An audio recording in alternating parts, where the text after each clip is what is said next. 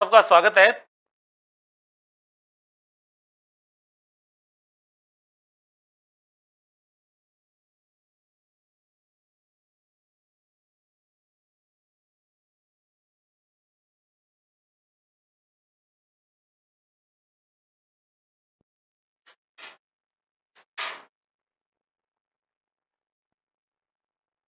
नमस्कार, आप सबका स्वागत है तक्षशिला एकेडमी जोधपुर के यूट्यूब चैनल पर। और आज अपन बात करेंगे राजस्थान जीके के कुछ महत्वपूर्ण प्रश्नों के बारे में। और पहला सवाल आपकी स्क्रीन पर है।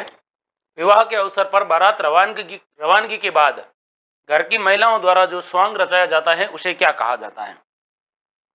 तो जब बारात होती है वो दुल्हन को लाने के लिए जाती है, दूल्हा शादी करने के लिए जाता है, तो जो वर पक्ष की जो महिलाएं होती है वो घर के अंदर क्या करती है? मनोरंजन करती है, स्वांग करती है। उसे क्या कहते हैं ये आपको बताना है। आपके सामने चार ऑप्शन है खोड़िया, मेड़िया, गणगौर या खेलार। चार ऑप्शन है, राइट आंसर बताना है आपको। अच्छा सवाल है, बेहतरीन सवाल है। राजेंद्र पाटीदार, चुन्नीलाल गेमर, सुरेश कड़वासरा, राजेंद्र पाटीदार, निर्मला कटारा। बताइए भाई क्या कहते हैं इसको, ये आपको बताना है। आपके सामने कितने ऑप्शन है? बराबर चार ऑप्शन है, बताइए। Very good. Chunnilal gamer, Suresh Kadwasara, Rajendra Patidar, Nirmala Katara. Right answer बताना है भाई। MRM के शर्मा, चंदाराम। बताइए भाई चंदाराम जी। अच्छा सवाल पूछा है आपसे। क्या कहते हैं उसे? खोड़िया कहते हैं, मेड़िया कहते हैं, गणगौर कहते हैं या फिर खिलार कहते हैं? क्या कहते हैं बताइए। सोहन मीणा। तो देखिए भाई, उस नृत्य को कहा जाता है वो कहा जाता है खोड़िया। क्या कहा जाता है? खोड़िया भी कहा जाता है, टूटिया भी कहा जाता है। ठीक है। गणगौर एक त्योहार है, और खिलार, ये खिलार नहीं है, ये मेड़िया भी नहीं है। तो याद रखना, विवाह के अवसर पर जब बारात रवानगी होती है, बारात की रवानगी होती है, उस समय जो नृत्य किया जाता है महिलाओं के द्वारा, उसको क्या कहा जाता है? खोड़िया कहा जाता है। क्या कहा जाता है? खोड़िया कहा जाता है। कई बार ऐसे सवाल प्रतियोगी परीक्षाओं में क्या कर लिए जाते हैं भाई, पूछ लिए जाते हैं कि खोड़िया क्या है। तो बारात की रवानगी के समय गाया जाने वाला ये क्या है भाई? एक गीत है जिसका नाम क्या है? जिसका नाम है खोड़िया। फिर देखिए, आपसे यह पूछा जाएगा शादी विवाह से संबंधित कुछ गीतों के बारे में। जैसे आपसे सवाल पूछा जाएगा कि घोड़ी गीत कब गाया जाता है। ये घोड़ी गीत जब बारात रवाना होती है, बारात जब रवाना होगी तो जो गीत गाया जाता है उसका नाम है घोड़ी गीत। जब आपकी नौकरी लग जाएगी और आपकी किस्मत में एक छोकरी आ जाएगी, उस छोकरी के साथ आपका विवाह होगा, और जब आप घोड़ी पर बैठोगे तो आपके जो घरवाली जो महिलाएं हैं, आपके घर की जो दूसरी आपकी भाभी है, बहनें हैं, दादी है, मासी है, नानी है, मम्मी है, काकी है, चाची है, ताऊ है, ताई है, जो भी है, वो कौन सा गीत गाएगी? घोड़ी गीत गाएगी। अब याद रखना, जब आप पहली बार ससुराल जाओगे अपनी बींदनी को लाने के लिए, तो वहां पर ससुराल पक्ष की जो महिलाएं होती है, प्रथम बार जवाई आएगा। कौन आएगा? पहली बार जब जवाई आएगा, और जवाई घर में आकर करेगा, ससुराल में जाकर करेगा भोजन। बढ़िया बाजोड़ पे एकदम पालती मार के आप बैठोगे। आपके खाने में अच्छी अच्छी वैरायटी आएगी, क्योंकि आपकी नौकरी लगी हुई होगी। तो उस दौरान आपके जो ससुराल पक्ष वाले जो गीत गाएगी, आपके स्वागत में महिलाएं होगी, वो जवाई गीत गाएगी। तो पहली बार दामाद के घर आगमन पर जो गीत गाया जाता है उसका नाम है भाई पावना। फिर आपको याद रखना है, एक गीत होता है जिसका नाम होता है जल्ला। ये जल्ला कब गाया जाएगा? आपकी बारात आपके ससुराल में जाएगी, और ससुराल में जाने के बाद आपको एक डेरे में ठहराया जाएगा। और जब डेरा में ठहराया जाएगा तो आपकी जो लुगाई है, उस लुगाई की क्या आएगी, जो आपकी होने वाली बींदनी है, उस बींदनी की क्या आएगी? सहेलियां आएगी। वो आपको देखने के लिए आएगी कि भाई साहब नौकरी वाला छोरा है, कैसा है, दिखने में फूट रहा है कि नहीं है। तो उस दौरान गीत गाई जाएगी। तो बारात का जो डेरा होता है,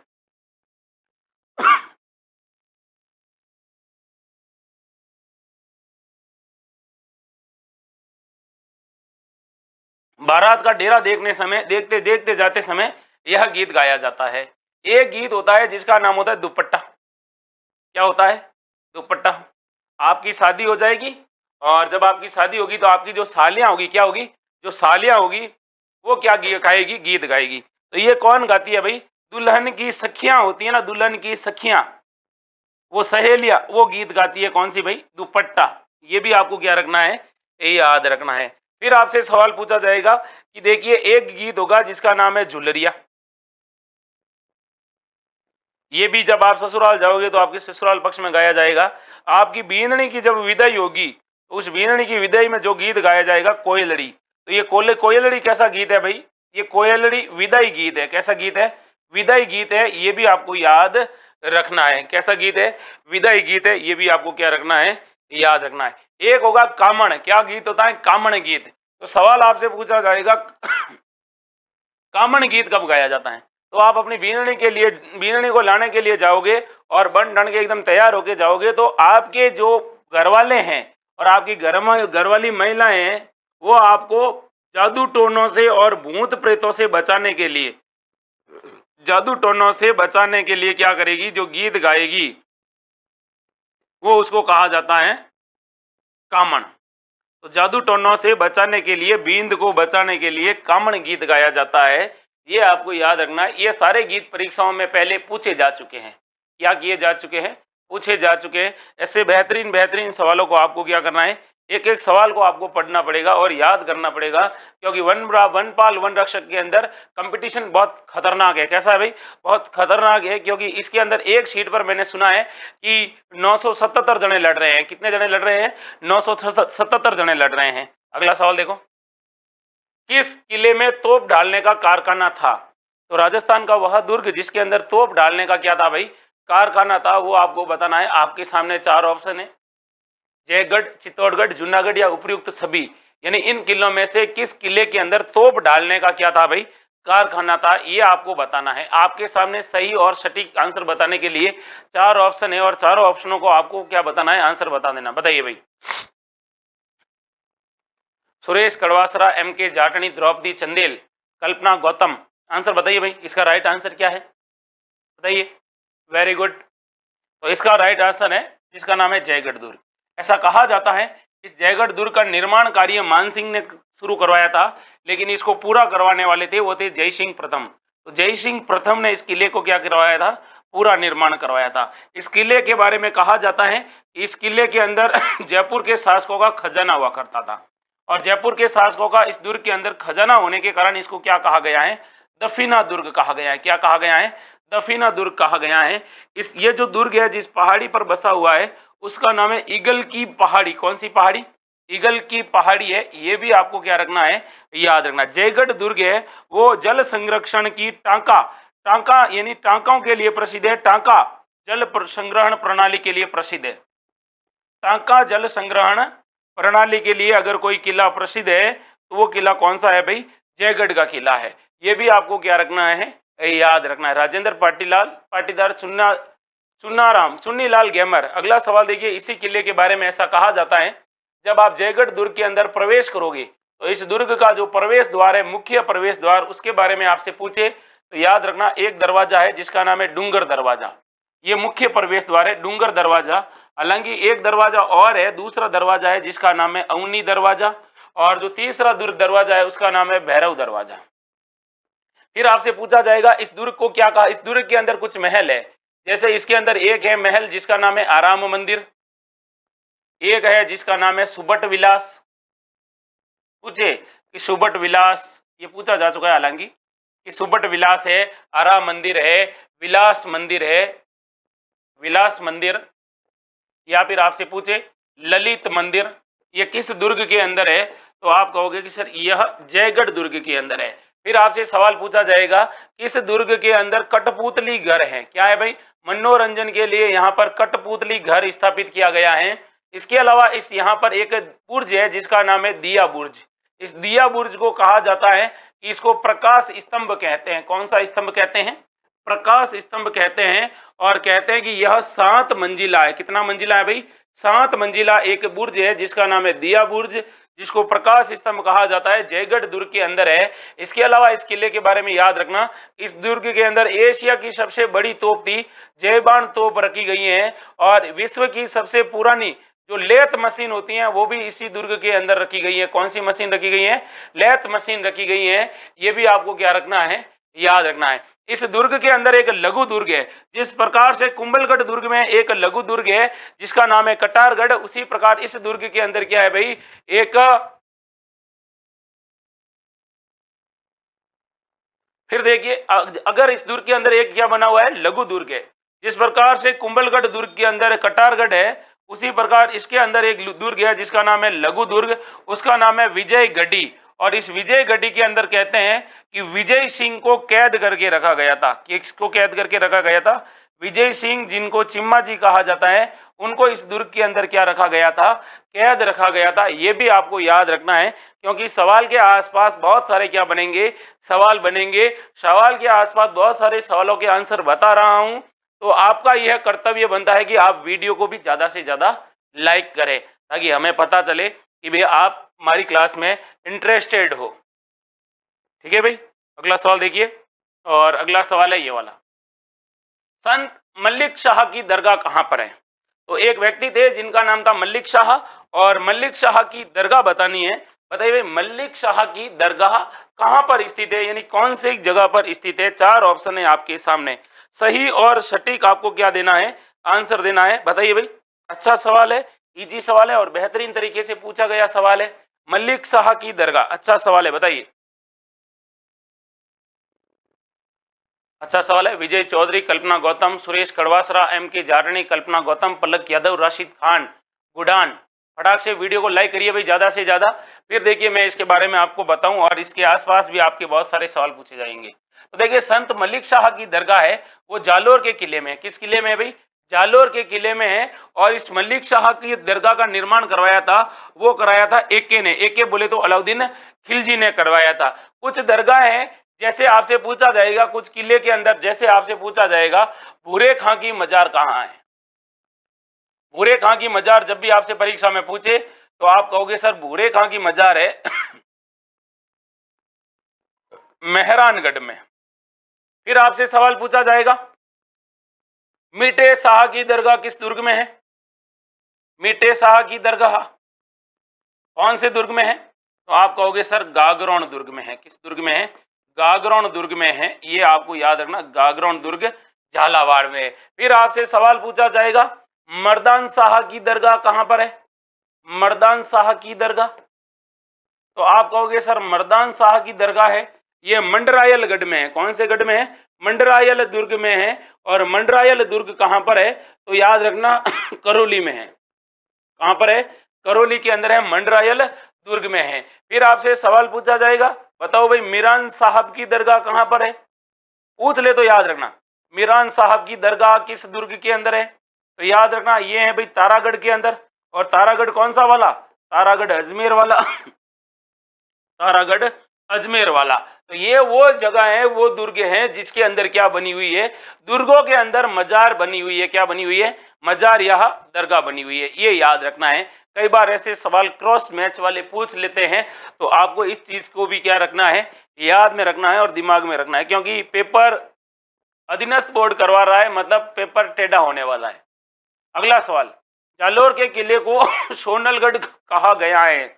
तो जालोर का जो किला है उस किले को कहा गया है सोनलगढ़। तो ये जो जालोर का किला है यह सोनलगढ़ क्यों कहलाया, ये आपको बताना है। आपके सामने अच्छे अच्छे चार ऑप्शन है, बता दीजिए। बेहतरीन तरीके से पूछा गया क्या है सवाल है, बताइए।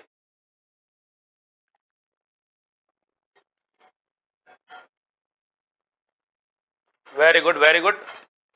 खेमचंद भाकर शिकर, जगदीश जाट, भूपेंद्र प्रजापति। बताइए भाई। गुडन, विजय चौधरी। अब देखिए भाई, जालोर दुर्ग को सोनलगढ़ इसलिए कहा जाता है सोनगढ़, क्योंकि जिस पहाड़ी पर निर्मित है उस पहाड़ी का नाम क्या है भाई? सोनगिरी की पहाड़ी है। कौन सी पहाड़ी है? सोनगिरी की पहाड़ी है। इसके अलावा याद रखना है इसके बारे में, ये जो जालोर दुर्ग है, इस जालोर दुर्ग के बारे में एक प्रसिद्ध लाइन है, और कहा गया है कि इस दुर्ग का दरवाजा इतना मजबूत है, इस दुर्ग का दरवाजा इतना मजबूत है, इतना मजबूत है कि दुश्मन इसमें प्रवेश नहीं कर सका, या दुश्मन इसे खोल नहीं सका। ये याद रखना, खोल नहीं सका। और इसके बारे में एक दुर्ग और एक लाइन और एक प्रसिद्ध लोकोक्ति है इस किले के बारे में, और वो कौन सी है? सवाल पूछे किस दुर्ग के बारे में कहा जाता है? रायरा भाव तो रात ही गया। तो रायरा भाव रात ही गया, ये किसके बारे में कहा जाता है? तो ये जालोर दुर्ग के बारे में कहा जाता है। कुछ फैक्ट है जालोर दुर्ग के बारे में याद रखना। जैसे परीक्षा में ये पूछा गया सवाल है, झालर बावड़ी, झालर बावड़ी कौन सी बावड़ी? झालर बावड़ी, सोहन बावड़ी किस दुर्ग के अंदर स्थित है?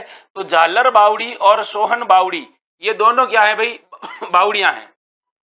ये दोनों किस दुर्ग के अंदर है? तो याद रखना भाई, ये दोनों जिस दुर्ग के अंदर है वो आपका जालोर का किला है। फिर आपसे सवाल पूछा जाएगा कि किस दुर्ग के अंदर दहियों की पौल है? तो यहाँ पर दहियों की क्या है? पौल है, ये भी आपको याद रखना है। फिर आपसे सवाल पूछा जाएगा कि बताइए मानसिंह के महल किस दुर्ग में है? तो देखिए मानसिंह के महल जब भी आपसे पूछा जाएगा, मानसिंह के महल है वो जालोर के किले में है। फिर आपसे सवाल पूछा जाएगा तोप मस्जिद किस किले में है? तो आप कहोगे सर तोप मस्जिद जालोर के किले में। फिर आपसे सवाल पूछा जाएगा राजस्थान के किस दुर्ग में परमार कालीन कीर्ति स्तंभ प्राप्त हुआ है? तो परमार कालीन जो कीर्ति स्तंभ है वो भी जालोर दुर्ग के अंदर है। और याद रखना सवाल आपसे पूछा जाएगा कि किस दुर्ग के अंदर एक पाठशाला थी जिसका नाम था संस्कृत पाठशाला, और इस संस्कृत पाठशाला का निर्माण किसने करवाया था? तो याद रखना इस दुर्ग के बारे में संस्कृत पाठशाला थी। और इस दुर्ग के अंदर एक व्यक्ति था जिसका नाम था वत्सराज का दरबारी था जिसका नाम था उद्योतन चंद्र सूरी। और उद्योतन चंद्र सूरी ने इस दुर्ग के अंदर कहते हैं कि एक ग्रंथ की रचना की थी जिसका नाम था कुवलय माला। और ये भी परीक्षा में पूछा गया है कि बताइए भाई कुवलय माला का लेखक ये उद्योतन चंद्र सूरी किसके दरबार में रहता था? तो ये वत्सराज के दरबार में रहता था। ये भी आपको क्या रखना है? याद रखना है। ये भी क्या रखना है? याद रखना है। अच्छा सवाल है, इजी सवाल है, बेहतरीन सवाल है। ठीक है भाई। देदाराम जी के टी, भूपेंद्र प्रजापति, विजय चौधरी, जगदीश सोनी जोदाना, कल्पना गौतम, सुरेश गहलोत, गुडन। अब देखिए अगले सवाल तक पहुंचते हैं उससे पहले वीडियो को लाइक कर दीजिए भाई, ताकि पढ़ने और पढ़ाने का दोनों का आनंद आए। अगला सवाल है, रम्मत प्रारंभ होने से पूर्व कौन से लोक देवता के भजन गाए जाते हैं? ये आपको बताना है कि भाई रम्मत है, एक लोक नाट्य में रम्मत आता है, और रम्मत के शुरू होने से पहले कौन से लोक देवताओं के क्या गाए जाते हैं? भजन। बाबू जी, गोगा जी, रामदेव जी या फिर इल्लो जी? अच्छा सवाल है, और सोच के आपको क्या देना है? जवाब देना है। जवाब दीजिए भाई। कल्पना गौतम, शंकरलाल सैनी, चंदाराम, जगदीश सोनी, शिवाड़ा, सुरेश गहलोत, कल्पना गौतम, गुडन। बताइए भाई। अच्छा सवाल है, इजी सवाल है, और बहुत अच्छे से सवाल पूछा गया है आपको। बताइए भाई, रम्मत प्रारंभ होने से पहले कौन से लोक देवताओं के गीत गाए जाते हैं? Very good. जगदीश जाट, भूपेंद्र प्रजापति, गुडन, जगदीश जाट, संगीता कुमारी। अब देखो भाई, रम्मत के शुरू होने से पहले जिस लोक देवता के गीत गाए जाते हैं वो हैं भाई आपके रामदेव जी।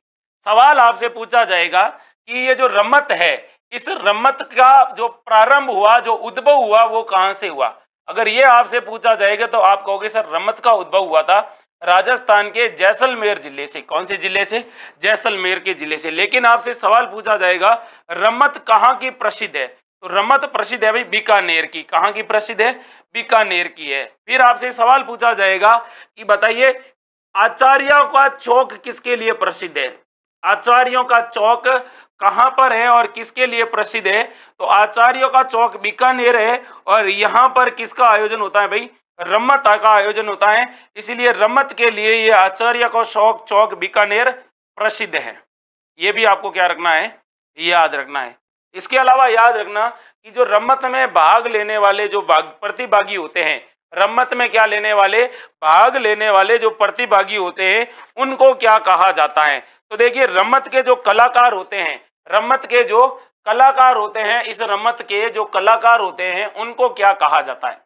तो रम्मत के कलाकारों को कहा जाता है भाई टेरिये। क्या कहा जाता है? टेरिये कहा जाता है। ये भी आपको क्या रखना है?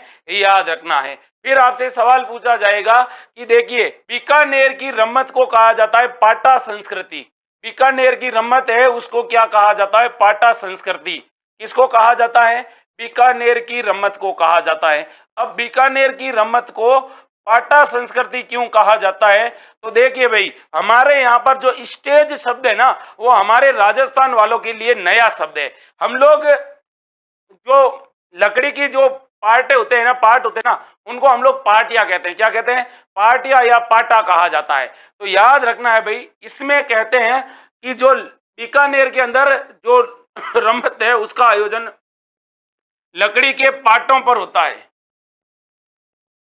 लकड़ी के पाटों पर होता है, इसलिए इसको पाटा संस्कृति कहा जाता है। मैंने यहाँ पर कलाकार लिखे हैं टेरिये, तो याद रखना टेरिये भी होते हैं। और याद रखना जो अन्य कलाकार होते हैं, उन अन्य कलाकारों को क्या कहा जाता है? अन्य कलाकारों को कहा जाता है रमातीय, रमत में भाग लेने वाले रमतीय। हालांकि रमतीय खिलौनों को भी कहा जाता है, ये भी आपको क्या रखना है? याद रखना है। सवाल अगर इन्हीं में से बनेगा, कोई भी टॉपिक में से, तो आपको रखना है याद, यहीं से बनेंगे। ठीक है, तो गोगा पहले रामदेव जी के भजन वगैरह करेंगे, उसके बाद ये लोग क्या करते हैं भाई, इस रमत का आयोजन करते हैं। बीकानेर की प्रसिद्ध है, लेकिन इसकी जो जन्मभूमि मानी गई है वो आपकी जो जैसलमेर मानी गई है। अगला सवाल है ये वाला, राजस्थान में का निम्नलिखित में से कौन सा शहर पत्थर मार होली के लिए प्रसिद्ध है? तो देखिए भाई, होली के दौरान पत्थर मारते हैं एक दूसरे को, ये आपको बताना है, और ये कहाँ का प्रसिद्ध है। 4 ऑप्शन है आपके सामने, बताइए भाई। ब्यावर, बाड़मेर, किशनगढ़ या भरतपुर? सटीक आंसर देना है। कल्पना गौतम, भूपेंद्र प्रजापति, जसवंत कुमार पारगी, शंकर सैनी, भूपेंद्र प्रजापति, सुरेश गहलोत, जगदीश जाट, भूपेंद्र प्रजापति, विजय चौधरी। हाँ बिल्कुल याद रखना है, याद नहीं रखोगे तो फिर क्या होगा, गड़बड़ हो जाएगा। याद नहीं रखोगे तो फिर तुम्हें कौन याद रखेगा, ये भी क्या रखना है, याद रखना है। हाँ, अच्छे से आपको क्या रखना है, याद रखना है, क्योंकि सवाल के आसपास आपके बहुत सारे सवाल बनने वाले हैं, इसलिए कह रहा हूं बार बार याद रखना। ठीक है, क्योंकि ये इसलिए कह रहा हूं क्योंकि कुछ ऐसे जख्म मिले हैं जिंदगी में जिन्होंने जान भी ली और जिंदा भी रखा। तो मैं चाहता हूं कि आप लोग हैं वो आप जिंदा भी रहो और जख्म भी नहीं मिले आपको, और बिल्कुल एकदम प्रॉपर तरीके से आप एक बार कहीं सेटल हो जाओ। बताइए, निम्नलिखित में से कौन सा शहर पत्थरमार होली के लिए प्रसिद्ध है? बाड़मेर। बाड़मेर के अंदर होली के दौरान एक दूसरे को भाटा मारे जाते हैं। क्या मारे जाते हैं? पत्थर मारे जाते हैं, याद रखना।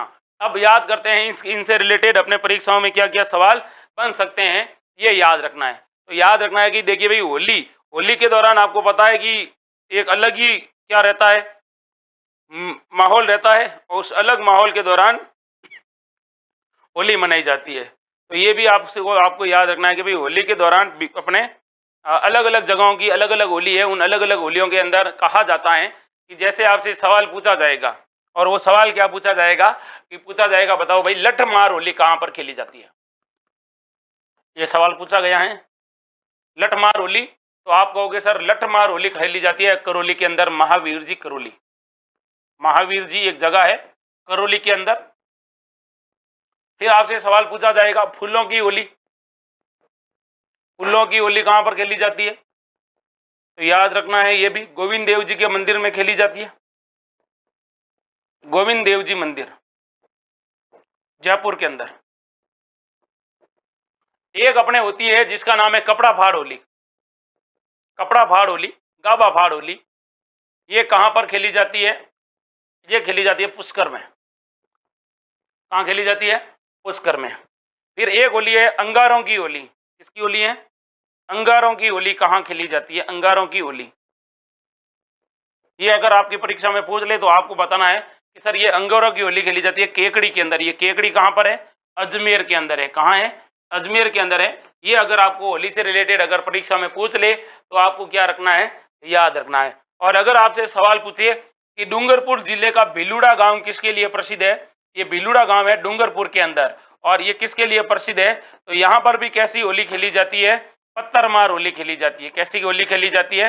पत्थरमार होली खेली जाती है। ये भी आपको रखना है याद। ठीक है भाई, आगे बात करते हैं और अगले सवाल पे। और अगले सवाल पे ये वाला सवाल है आपका, मानसी वाकल नदी का उद्गम स्थल है। तो मानसी और वाकल दो नदियां हैं, इनका उद्गम स्थल बताना है कहां पर है। चार ऑप्शन है आपके सामने, अरावली पर्वत श्रृंखला, गोगुंदा की पहाड़ियां, फुलवारी की नाल मध्य प्रदेश, या विंध्याचल की पहाड़ियां। राइट आंसर क्या ये आपको बताना है। रेखा कुमार, विजय चौधरी, भूपेंद्र प्रजापति, सुरेश कड़वासरा, बताइए राइट आंसर क्या है। भागीरथ, भूपेंद्र प्रजापति। तो इसका राइट आंसर बताना है भाई आपको कि गोगुंदा की पहाड़ियां जहां पर है वहां से एक नदी निकलती है जिसका नाम है मानसी और वाक्कल नदी। कौन सी नदी? मानसी और वाक्कल नदी। कहां से निकलती है? गोगुंदा की पहाड़ियों से। अब ये किसकी सहायक नदी है ये अगर पूछ ले तो याद रखना, ये सहायक नदी किसकी है? तो यह सहायक है भाई साबरमती नदी की। किसकी है भाई? साबरमती नदी है, उस साबरमती की क्या है ये? सहायक नदी है। फिर आपसे इन्हीं से रिलेटेड एक सवाल पूछा जाएगा, बताओ भाई मानसी वाकल बांध कहां पर बना हुआ है? तो मानसी वाकल बांध के बारे में अगर आपसे परीक्षा में पूछे तो आप जवाब देना कि भाई ये मानसी वाकल बांध है, ये बना हुआ है जाडोल के अंदर। और जाडोल कहां पर है? उदयपुर के अंदर है। कहां पर है? उदयपुर के अंदर। और अगला सवाल आपसे पूछा जाएगा, राजस्थान की सबसे लंबी जल सुरंग कौन सी है? तो राजस्थान की सबसे लंबी, और सबसे लंबी क्या है भाई? जल सुरंग है। वो अगर आपसे पूछे कि राजस्थान की सबसे लंबी जल सुरंग कहां पर है, ये कहां पर है, तो आप कहोगे सर ये उदयपुर के अंदर है। कहां पर है? उदयपुर के अंदर है। और ये कहां से है? अलसी घाट से उंद्रा घाटी। कौन सा घाट? अलसी घाट है। अलसी घाट से लेकर उंद्रा गांव तक ये कहां पर है? तो उदयपुर के अंदर है। और कितनी लंबाई है इसकी? तो इसकी लंबाई है 4.6 किलोमीटर है। और आपसे पूछा जाएगा इसकी जो इसका निर्माण कब हुआ? तो 2007 में इसका निर्माण हुआ था और निर्माण प्रारंभ हुआ था। और ऐसा कहा जाता है कि हिंदुस्तान जिंक लिमिटेड और राजस्थान गवर्नमेंट के द्वारा क्या किया गया भाई? इसका निर्माण किया गया था। और पूछे हिंदुस्तान जिंक लिमिटेड ने कितना प्रतिशत हिस्सेदारी दी? 30%। बाकी 70% हिस्सेदारी किसने दी? राजस्थान सरकार ने दी। ये भी आपको क्या रखना है? याद रखना है। तो मानसी वाकल बांध है वो आपके जाडोल उदयपुर में है। मानसी वाकल साबरमती की सहायक नदी है। मानसी वाकल जल सुरंग सबसे लंबी जल सुरंग है जो उदयपुर के अंदर है, 4.6 किलोमीटर है, जिसका निर्माण हिंदुस्तान जिंक लिमिटेड और राजस्थान सरकार के संयुक्त सहयोग से हुआ है, जिसमें हिंदुस्तान जिंक लिमिटेड ने 30% हिस्सेदारी दी, 30% अपना अंश दिया, और राजस्थान सरकार ने 70% अंशदान दिया। ये भी आपको क्या रखना है? याद रखना है भाई। फिर देखिए अगला सवाल, और अगला सवाल है ये वाला, गुलाबी मार्बल किस जिले में मिलता है? एक मार्बल है जिसका नाम है गुलाबी मार्बल, और गुलाबी मार्बल है राजस्थान के किस जिले में मिलता है ये आपको बताना है। चार ऑप्शन है आपके सामने, जयपुर, उदयपुर, जालोर और जैसलमेर। अच्छे से आपको आंसर देना है। Unique student Hikki, Bhupendra Prajapati Govi, Suraj Singh Rana, Kalpana Gautam. अच्छा सवाल है, बताइए भाई राइट आंसर बताना है इसका, सोच के आंसर बताना है। तो देखिए जब भी आपसे गुलाबी मार्बल के बारे में पूछे तो आप जयपुर नहीं जाओगे, पहली बात तो याद रखना। तो किस जिले में जाओगे गुलाबी मार्बल लेने के लिए, ये आपसे सवाल पूछा जाएगा तो आप क्या करोगे? तो गुलाबी मार्बल के लिए आपको जाना पड़ेगा उदयपुर के अंदर। कहां पर जाना पड़ेगा? उदयपुर के अंदर। अब देखिए ये जो मार्बल होता है ना, मार्बल, ये मार्बल कौन सी चट्टानों से मिलता है? तो याद रखना ये मार्बल मिलता है भाई कायांतरित चट्टानों से। कौन सी चट्टानों से मिलता है? कायांतरित चट्टानों से मिलता है। ये तो आपको याद रखना है। फिर आपसे सवाल पूछा जाएगा कि सबसे बड़ी मार्बल उत्पादन में राजस्थान का प्रथम स्थान है। मार्बल उत्पादन में राजस्थान का प्रथम स्थान है, ये भी याद रखना है। राजस्थान का कौन सा स्थान है? प्रथम स्थान है। फिर आपसे सवाल पूछा जाएगा सबसे बड़ी मार्बल मंडी कहां पर है? तो सबसे बड़ी मार्बल मंडी आपसे पूछे तो याद रखना मार्बल मंडी राजस्थान की सबसे बड़ी है, वो है किशनगढ़ के अंदर। और किशनगढ़ कहां पर है? अजमेर के अंदर है। ये भी आपको क्या रखना होगा? याद रखना होगा, अजमेर के अंदर। अब देखिए कुछ अलग अलग पत्थर है, उन्हीं को क्या कहा गया है? मार्बल कहा गया है। फिर आपको बताना है कि भाई देखिए आपको ये बताना है कि ये जो अलग अलग प्रकार के पत्थर पाए जाते हैं अलग अलग, जैसे आपसे पूछा जाएगा काला मार्बल कहां पर पाया जाता है? तो भैंसलाना जयपुर के अंदर पाया जाता है। सफेद संगमरमर कहाँ पाया जाता है? तो मकराना का जो संगमरमर है उसको क्या कहा गया है? सफेद संगमरमर मकराना का प्रसिद्ध है और इसको जीआई टैग भी मिल चुका है। और जो ताजमहल है वो भी इसी से बना हुआ है और सबसे महंगा जो पत्थर है वो मकराना का मार्बल है। और आपसे सवाल पूछा जाएगा सतरंगा मार्बल कहाँ का प्रसिद्ध है? तो सतरंगा मार्बल याद रखना पाली का है। फिर आपसे सवाल पूछा जाएगा बादामी मार्बल कहाँ का है?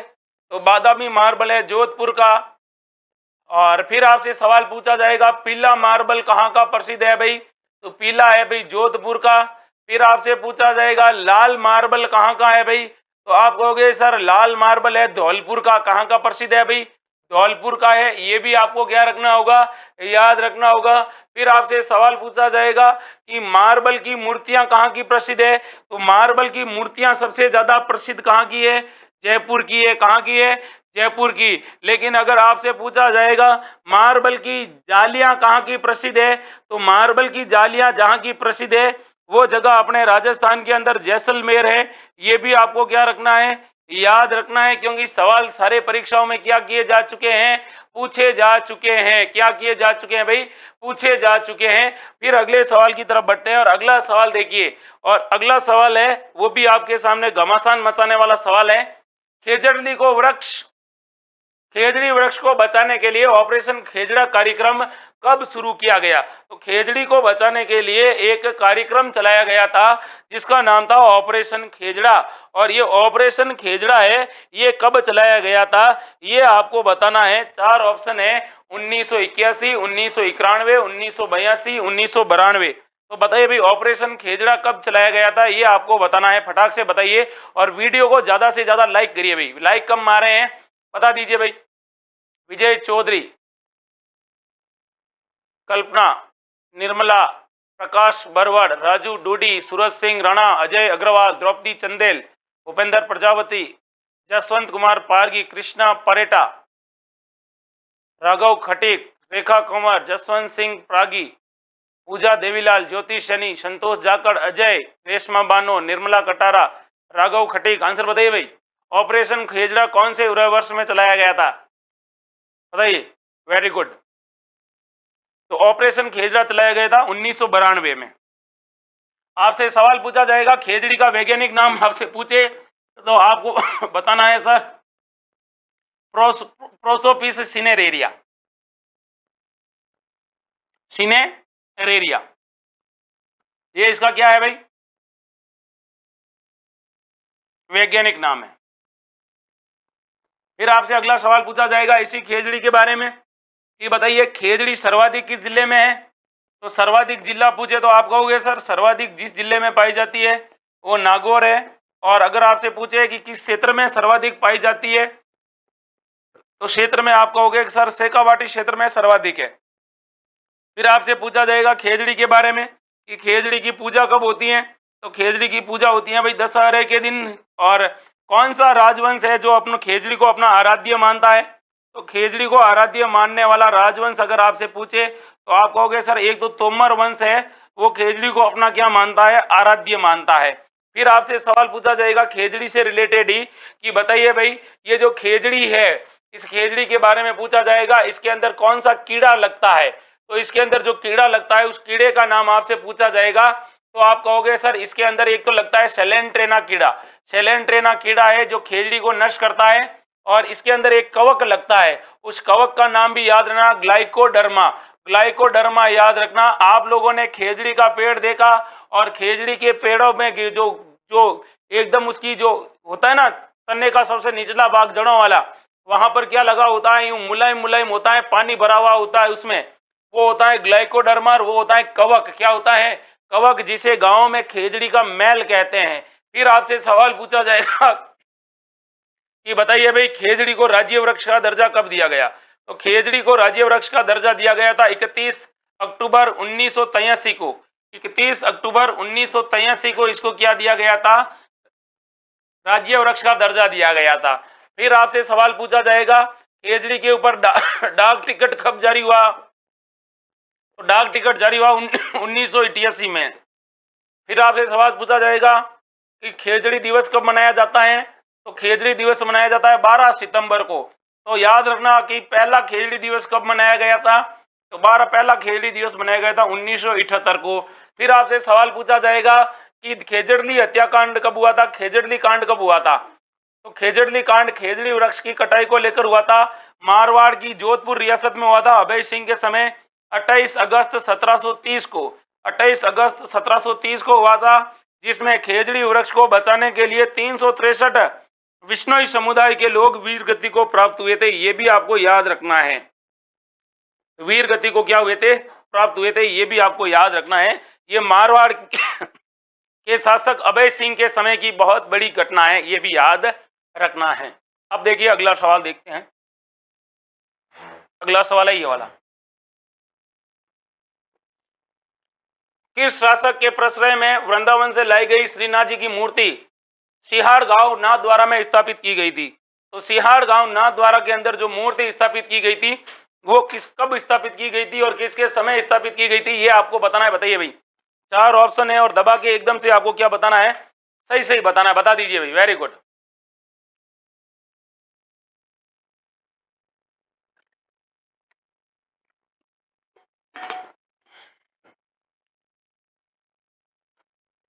बताइए। Very good very good very good. Reshma Bano, Bhupendra Prajapati, Jagdish Soni, Jodana. तो देखिए महाराणा राज सिंह के समय कहते हैं 2 व्यक्ति होते हैं जिनका नाम होता है, एक का नाम होता है भाई अपने गोस्वामी दामोदर दास, गोस्वामी दामोदर दास, और अपने गोस्वामी दामोदर दास के साथ एक व्यक्ति और होते हैं जिनका नाम होता है गोस्वामी मोहनदास। ये दोनों कहते हैं औरंगजेब के डर से, किसके डर से, औरंगजेब के डर से ये मूर्ति लेकर आते हैं। कहां से लेकर आते हैं, वृंदावन से लाते हैं। कहां से लाते हैं, वृंदावन से लाते हैं। और कहां पर स्थापित करते हैं, सिहाड़ गांव में। सिहाड़ गांव के अंदर जब स्थापित करते हैं तो सिहाड़ गांव के अंदर श्रीनाथ जी की मूर्ति स्थापित होने के बाद इसका नाम हो जाता है श्रीनाथ द्वारा। क्या नाम हो जाता है, श्रीनाथ द्वारा। और इसकी मूर्ति की स्थापना महाराणा राज सिंह के समय हुई थी। ये भी आपको क्या रखना है, याद रखना है। ठीक है, परीक्षाओं में अक्सर ऐसा सवाल परीक्षाओं में पूछ लिए जाते हैं। अगला सवाल, सालासर में दाढ़ी मूंछ युक्त हनुमान मंदिर है, यह किस जिले में है। तो सालासर में अपने एक बालाजी हैं और प्रसिद्ध बालाजी हैं राजस्थान के, जिनके दाढ़ी और मूंछ हैं। और सालासर बालाजी का जो मंदिर है वो किस जिले में है, करौली में, चूरू में, कोटा में या सीकर में, बता दीजिए। और सालासर बालाजी महाराज का जो मेला है वो कहां पर लगता है, ये भी आपको बताना है, बता दीजिए। सूरज सिंह राणा, कल्पना गौतम, राजू डूडी, भूपेंद्र प्रजापति, रेशमा बानो, द्रौपदी चंदेल, गुडन, राघव खटीक, द्रौपदी चंदेल, राहुल, सुरेश कड़वासरा। आंसर बताइए और वीडियो को बराबर लाइक करके पूरे 50 तक पहुंचाने हैं भाई। बता दीजिए राइट आंसर क्या है इसका। दाढ़ी मूंछ वाले हनुमान जी है चूरू के अंदर। कहां पर है, चूरू के अंदर। और आपको पता होना चाहिए, सवाल पूछा जाएगा कि चैत्र पूर्णिमा के दिन यहाँ पर क्या लगता है, मेला लगता है। और चैत्र पूर्णिमा को क्या कहते हैं भाई, चैत्र पूर्णिमा को कहते हैं हनुमान जयंती। कौन सी जयंती कहते हैं, हनुमान जयंती मनाई जाती है इस दिन। ये भी आपको क्या रखना है, याद रखना है। फिर आपसे सवाल पूछा जाएगा कि तिरुपति बालाजी का मंदिर कहां पर है। तिरुपति बालाजी का मंदिर आपसे पूछे तो आप क्या कहोगे, सर तिरुपति बालाजी का मंदिर है, इसके बारे में आपसे सवाल पूछा जाएगा। और एक इंपॉर्टेंट बात है, और वो आपसे पूछा जाएगा कि सालासर बालाजी मंदिर के जो निर्माण के जो कारीगर कौन थे। तो कहते हैं इस मंदिर के निर्माण में जो कारीगर थे, इस मंदिर को बनाया था, वो 2 भाई थे। एक का नाम था नूरा और एक का नाम था दाऊद। नूरा और दाऊद ये दोनों भाई थे और ये दोनों मुस्लिम कम्युनिटी के थे। और इन दोनों ने इस मंदिर का क्या करवाया था, निर्माण करवाया था। ये भी आपको याद रखना है। कौन से, इस चूरू वाले मंदिर का, सालासर बालाजी के मंदिर का। तिरुपति बालाजी के मंदिर में आपको याद रखना है कि यह उत्तर भारत का एकमात्र वेंकटेश मंदिर है। उत्तर भारत का एकमात्र कैसा मंदिर है, वेंकटेश मंदिर है। वैसे तिरुपति बालाजी का मंदिर दक्षिण भारत में है और ये उत्तर भारत का एकमात्र वेंकटेश मंदिर है। फिर आपसे सवाल पूछा जाएगा इसी सवाल के रिलेटेड कि इसका निर्माण किसने करवाया था, तो याद रखना इसका निर्माण करवाया था सोहनलाल गोलिया ने। और कौन सी शैली में इसका निर्माण करवाया, तो आपको याद रखना है कि इसका निर्माण करवाया था द्रविड़ शैली में। कौन सी शैली में? द्रविड़ शैली में। आपसे सवाल पूछा जाएगा मेहंदीपुर बालाजी का मंदिर कहां पर है, तो मेहंदीपुर बालाजी आपसे सवाल पूछा जाएगा, तो याद रखना मेहंदीपुर बालाजी मंदिर है, मेहंदीपुर बालाजी इनका मंदिर है दौसा के अंदर। कहां पर है?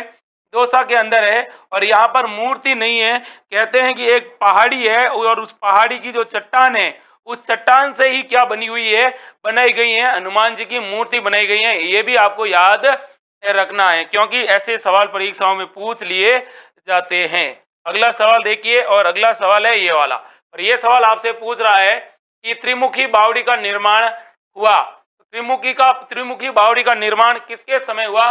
महाराणा राज सिंह के काल में, महाराणा जय सिंह के काल में, महाराणा अमर सिंह के काल में, या महाराणा फतेह सिंह के काल में? ये आपको बताना है, करेक्ट आंसर बताना है। बता दीजिए भाई। भूपेंद्र प्रजापति, कुशाल चौधरी जोधपुर, चंदाराम, कल्पना गौतम, गुडन, पवन मेड़ा, सिप्पी, बताइए भाई। राजू डूडी। अच्छा सवाल है, इजी सवाल है। बताइए भाई। एक बात कहूं, ताल्लुक कम रखो, ताल्लुक कम रखो, सदमे कम लगेंगे, नहीं तो हर बार सदमे लगेंगे। इसलिए खुद तक सीमित रहो। दुनिया आएगी जाएगी, ये दुनिया है, इसके अंदर हर साल भारत एक ऑस्ट्रेलिया पैदा करता है, सबकी टेंशन लेने की जरूरत नहीं है। राइट आंसर बताइए भाई। त्रिमुखी बावड़ी का निर्माण किसके समय हुआ था? तो त्रिमुखी बावड़ी का निर्माण हुआ था, वो हुआ था राज सिंह के समय। राज सिंह की एक रानी थी जिनका नाम था रामरस दे, और रामरस दे ने इस बावड़ी का क्या करवाया था? निर्माण करवाया था। इस बावड़ी को जया बावड़ी भी कहते हैं। कौन सी बावड़ी कहा जाता है? जया बावड़ी का निर्माण जया बावड़ी कहा जाता है। कौन सी बावड़ी कहा जाता है? जया बावड़ी कहा जाता है।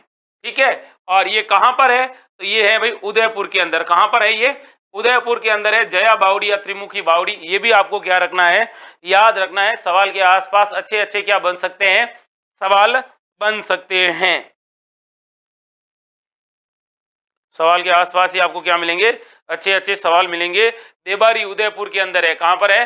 देबारी उदयपुर के अंदर। अगला सवाल देखिए, और अगला सवाल भी देख लेते हैं इसके साथ साथ। अगला सवाल है ये वाला,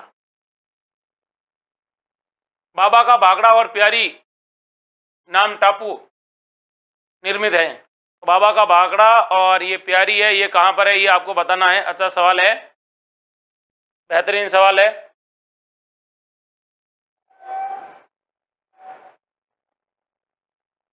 अनिल टेलर, भागीरथ मारवा, विकास कुमियादा, कल्पना गौतम।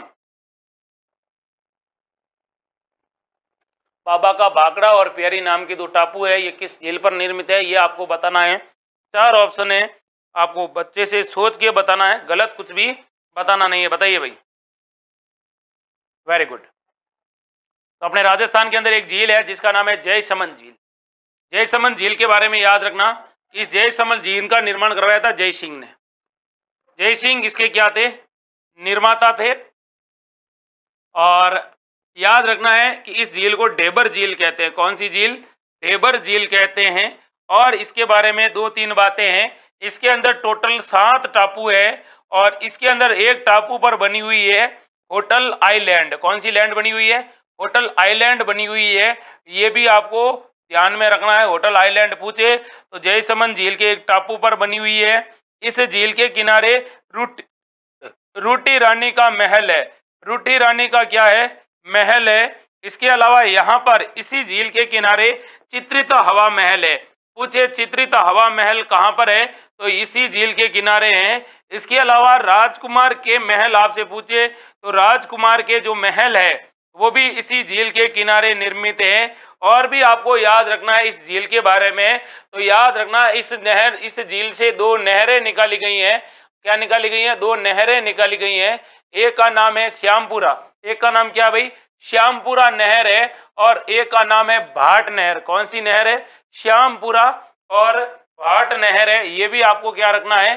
ये याद रखना है। श्यामपुरा और भाट नहर है वो इसी से निकाली गई है। श्यामपुरा और भाट नहर, ये दो नहरें हैं वो इसी से निकाली गई हैं। इस झील के किनारे एक मंदिर बना हुआ है जिसका नाम है नर्मदेश्वर मंदिर। कौन सा?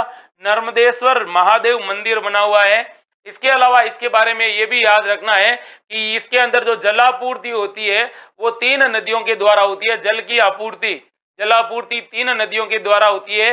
एक नदी है भाई गोमती। कौन सी नदी है? गोमती है। गोमती के अलावा और कौन सी है? एक का नाम है झावरी और एक का नाम है बागर। क्या नाम है? बागर। ये 3 नदियां हैं जो अपना पानी किसमें लेकर जाती है? जयसमंद झील में लेकर जाती है। और जयसमंद झील राजस्थान की सबसे बड़ी कृत्रिम झील है। राजस्थान की सबसे बड़ी कैसी झील है? कृत्रिम झील है। और कहते हैं कि गोविंद सागर झील के बाद यह एशिया की दूसरी सबसे बड़ी क्या है? झील है। ये भी आपको याद रखना है। ये भी आपको क्या रखना है? याद रखना है। और बाकी आपको पता होना चाहिए कि ये जो झील है राजसमंद झील है, ये राजसमंद झील है जिसका निर्माण राज सिंह ने करवाया था और इसकी नींव घेवर माता ने रखी थी। कौन सी माता ने? घेवर माता ने रखी थी। और इस झील के किनारे कौन सी प्रशस्ति है भाई? राज प्रशस्ति है, जिसके अंदर मेवाड़ मुगल संधि की क्या मिलती है? जानकारी मिलती है। मेवाड़ मुगल संधि की क्या मिलती है? जानकारी मिलती है। ये भी आपको याद रखना है। और पूछ ले घेवर माता का मंदिर कहाँ पर बना हुआ है? तो इसी राजसमंद झील के किनारे घेवर माता का मंदिर बना हुआ है। कौन सी माता का? तो याद रखना है कि घेवर माता का मंदिर बना हुआ है। फिर आपसे पूछा जाएगा फतेह सागर झील कहाँ पर है? उदयपुर के अंदर है। अन्ना सागर झील कहाँ पर है? अन्ना सागर झील अजमेर में है। चंद्रा नदी के पानी को रोककर इसका निर्माण करवाया गया था। इसका निर्माण अर्णोराज ने करवाया था। और इसके बारे में कहा जाता है कि इसके किनारे दौलता बाग का निर्माण करवाया था जहांगीर ने। एक बाग जिसका नाम था दौलता बाग, जिसका निर्माण जहांगीर ने करवाया था। 1947 में इसका नाम बदलकर सुभाष उद्यान कर दिया गया था। और इसके किनारे आपको पता होगा शाहजहां ने संगमरमर की बाराहदरी का भी क्या करवाया था? निर्माण करवाया था। और अन्ना सागर झील राष्ट्रीय झील संरक्षण कार्यक्रम में शामिल है। ये भी आपको क्या रखना है? याद रखना है। ये भी आपको क्या रखना है? याद रखना है भाई। आगे बात करते हैं और अगले सवाल को देखते हैं। और अगला सवाल है आपके सामने ये वाला। काला और बाला का देवता माना जाता है। तो काला और बाला का देवता किसे माना जाता है ये आपको बताना है। 4 ऑप्शन है आपके सामने। रामदेव जी, पाबू जी, तेजा जी और केसरिया कुंवर जी। काला और बाला के देवता बता दीजिए और वीडियो को लाइक कर दीजिए भाई फटाक से। अच्छा सवाल है, बेहतरीन सवाल है और सोच के जवाब देना है भाई। बताइए भाई।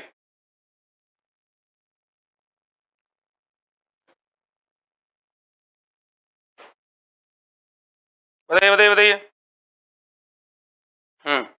ये राघव खटिंग ने पूछा है कि सर राजस्थान में कितनी रूटी रानियों के महल है? तो राजस्थान में रूटी रानियों के महल में आपको बता दूं कौन कौन सी रूटी रानी थी और कहां कहां पर इनका महल है। तो देखो, एक रूटी रानी का महल है वो है राजसमंद में। एक रूटी रानी का महल कहां पर है? राजसमंद के अंदर है। याद रखना है आपको। एक रूटी रानी का महल है वो जयसमंद झील के किनारे है। एक रूटी रानी का महल कौन सी झील के किनारे? जयसमंद झील के किनारे हैं। एक रूटी रानी है जिनका महल है मेनाल के अंदर। एक रूटी रानी है जिनका महल कहां पर है? मेनाल भीलवाड़ा के अंदर है। मेनाल के अंदर। एक रूटी रानी है जिनका महल है तारागढ़ के अंदर। कहां पर है? तारागढ़ के अंदर है। ये भी आपको याद रखना है। एक रूटी रानी है जिनका महल है टोंक में। टोंक में कहां पर है रूटी रानी है? एक और रूटी रानी थी और इस रूटी रानी का नाम महल कहां पर है? टोंक में है। ये भी आपको क्या रखना है? याद रखना है। इसके अलावा एक और रानी रूटी थी और रूटी रानी का महल कहां पर है? तो एक रूटी रानी का महल अपने बना हुआ है अन्ना सागर झील के किनारे। और कहां पर है भाई? अन्ना सागर। कहते हैं कि नूर जहां होती है एक बार थोड़ी सी क्या हो जाती है? रूठ जाती है। तो जहांगीर आता है, मनाता है और यहाँ पर एक महल बनाता है। याद रखना है राजस्थान में रूटी रानी के नाम से 6 महल बने हुए हैं। कितने महल बने हुए हैं भाई? 6 महल बने हुए हैं। ये भी आपको याद रखना। एक रोटी रानी का महल अजमेर के अंदर भी है, जिसका निर्माण उसने करवाया था आपने। ये तो ये रानियां हैं जो रूट कर चली गई थी। अपनी रानियों का ध्यान रखना, क्योंकि महल नहीं बना पाओगे। क्या नहीं बना पाओगे? महल नहीं बना पाओगे। माथे पे हाथ दे के दूसरों को कहोगे यार मेरी वाली रूट गई, या फिर हो गया मामला। तो देखिए, काला और बाला का देवता तेजा जी को कहा जाता है। तेजा जी के बारे में कहा जाता है कि तेजा जी को काला और बाला का देवता, कृषि कार्यों के उपकारक देवता कृषि कार्यों के उपकारक देवता कहा जाता है। इसके अलावा इनको क्या कहा जाता है भाई? इनको कहा जाता है भाई गौरक्षक लोक देवता। कौन से देवता? गौरक्षक लोक देवता कहा जाता है। गौरक्षक लोक देवता कहा जाता है। इसके अलावा और क्या कहा जाता है तेजा जी को? तो और तेजा जी को कहा जाता है सर्परक्षक लोक देवता। सर्परक्षक लोक देवता कहा जाता है। ये भी आपको याद रखना है कि इनको कहा जाता है, तेजा जी को कहा जाता है। तेजा जी का मेला कहाँ लगता है? तो तेजा जी का मेला कब लगता है? तो भाद्रपद शुक्ल दशमी को लगता है। भाद्रपद शुक्ल दशमी को क्या कहते हैं भाई? भाद्रपद शुक्ल दशमी को कहते हैं तेजा दशमी। कौन सी दशमी कहते हैं? तेजा दशमी कहते हैं। तेजा जी का पुजारी होता है, उसको कहते हैं घोड़ला। पुजारी को कहते हैं घोड़ला। और तेजा जी का मेला कहाँ पर लगता है? मेला लगता है खड़नाल में। और तेजा जी का जो पशु मेला है, कौन सा मेला है? तेजा जी का पशु मेला आपसे पूछा जाएगा तो पशु मेला लगता है पर्वतसर के अंदर। कहाँ लगता है? पर्वतसर के अंदर। याद रखना कि तेजा जी के बारे में ऐसा कहा जाता है कि तेजा जी जो किसान होते हैं, किसान ना खेती करते समय किसके गीत गाते हैं? तो खेती करते समय तेजा जी के गीत गाते हैं, जिसे तेजा टेर कहते हैं। क्या कहते हैं? तेजा टेर कहते हैं। तेजा जी की घोड़ी का नाम आपसे पूछे तो घोड़ी का नाम था लीलण। क्या नाम था? लीलण था। पत्नी का नाम था पेम्मल। पत्नी का क्या नाम था? पेम्मल था। और पूछे तेजा जी का पवित्र स्थल कहाँ पर है? तो तेजा जी का पवित्र स्थल आपसे पूछे, बता भाई पवित्र स्थल कहाँ है? तो पवित्र स्थल है बांसी दुगारी के अंदर। बांसी दुगारी कहाँ पर है? बांसी दुगारी बूंदी के अंदर है। सवाल आपसे पूछा जाएगा राजस्थान में तेजा जी के सर्वाधिक थान कहाँ पर है? तो तेजा जी के सर्वाधिक थान आपसे पूछे तो तेजा जी के सर्वाधिक थान है अजमेर के अंदर।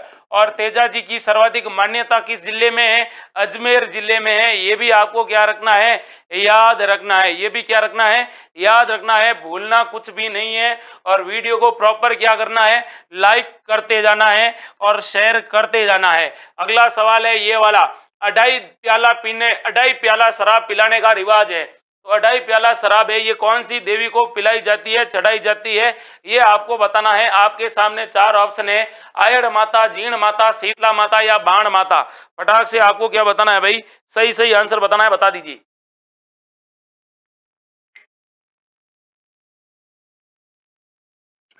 बताइए भाई। Very good, very good. अच्छा सवाल है, इजी सवाल है।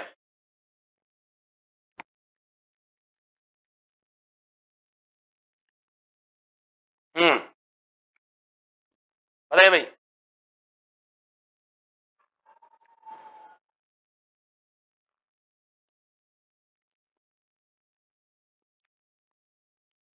अढ़ाई दिन का प्याला कौन सी देवी को चढ़ाया जाता है, ये आपको बताना है।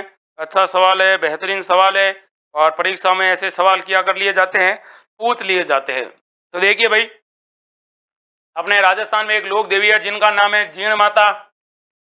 जीण माता जिनका मंदिर है सिक्कर के अंदर। सिक्कर के अंदर है। मंदिर का निर्माण किसने करवाया था? मंदिर का निर्माण करवाया था, वो किसने करवाया था भाई? वो करवाया था कैमास ने। सॉरी, मंदिर का जो है वो, इसका जो निर्माता था वो पृथ्वीराज प्रथम का क्या था? एक सामंत था। पृथ्वीराज प्रथम का कौन था? एक सामंत था। उसने इसका क्या करवाया था? निर्माण करवाया था। और उसका नाम याद आ रहा है मुझे, हट्टड़। क्या नाम था? हट्टड़। जो पृथ्वीराज प्रथम का सामंत था, इनको मधुमक्खियों की देवी कहते हैं। मधुमक्खियों की क्या कहा जाता है? देवी कहा जाता है। और याद रखना, जीण माता के बारे में आपसे ज्यादा और पूछे तो याद रखना, जीण माता का जो बचपन का नाम था, वो बचपन का नाम था जयंती बाई। कौन सी बाई थी? जयंती बाई। और इनका जन्म कहाँ पर हुआ? जन्म हुआ था चूरू के अंदर, एक गांव पड़ता है दांदू गांव। कौन सा गांव? दांदू गांव। और इनके भाई का क्या नाम था? भाई का नाम था हर्ष। और कहते हैं कि राजस्थान के एकमात्र लोक देवता हैं जो बहन और भाई दोनों क्या है? लोक देवता। तो हर्ष को किसके रूप में पूजा जाता है? भैरव के रूप में पूजा जाता है। सभी लोक देवियों में सबसे लंबा गीत किसका है? तो सबसे लंबा गीत भी याद रखना है जीण माता का है। फिर आपसे सवाल पूछा जाएगा जीण माता के बारे में कि जीण माता के बारे में आपसे पूछा जाएगा कि जीण माता का गीत सबसे लंबा है। 2.5 प्याला क्या चढ़ती है भाई? 2.5 प्याला शराब चढ़ती है। ये भी आपको क्या रखना है?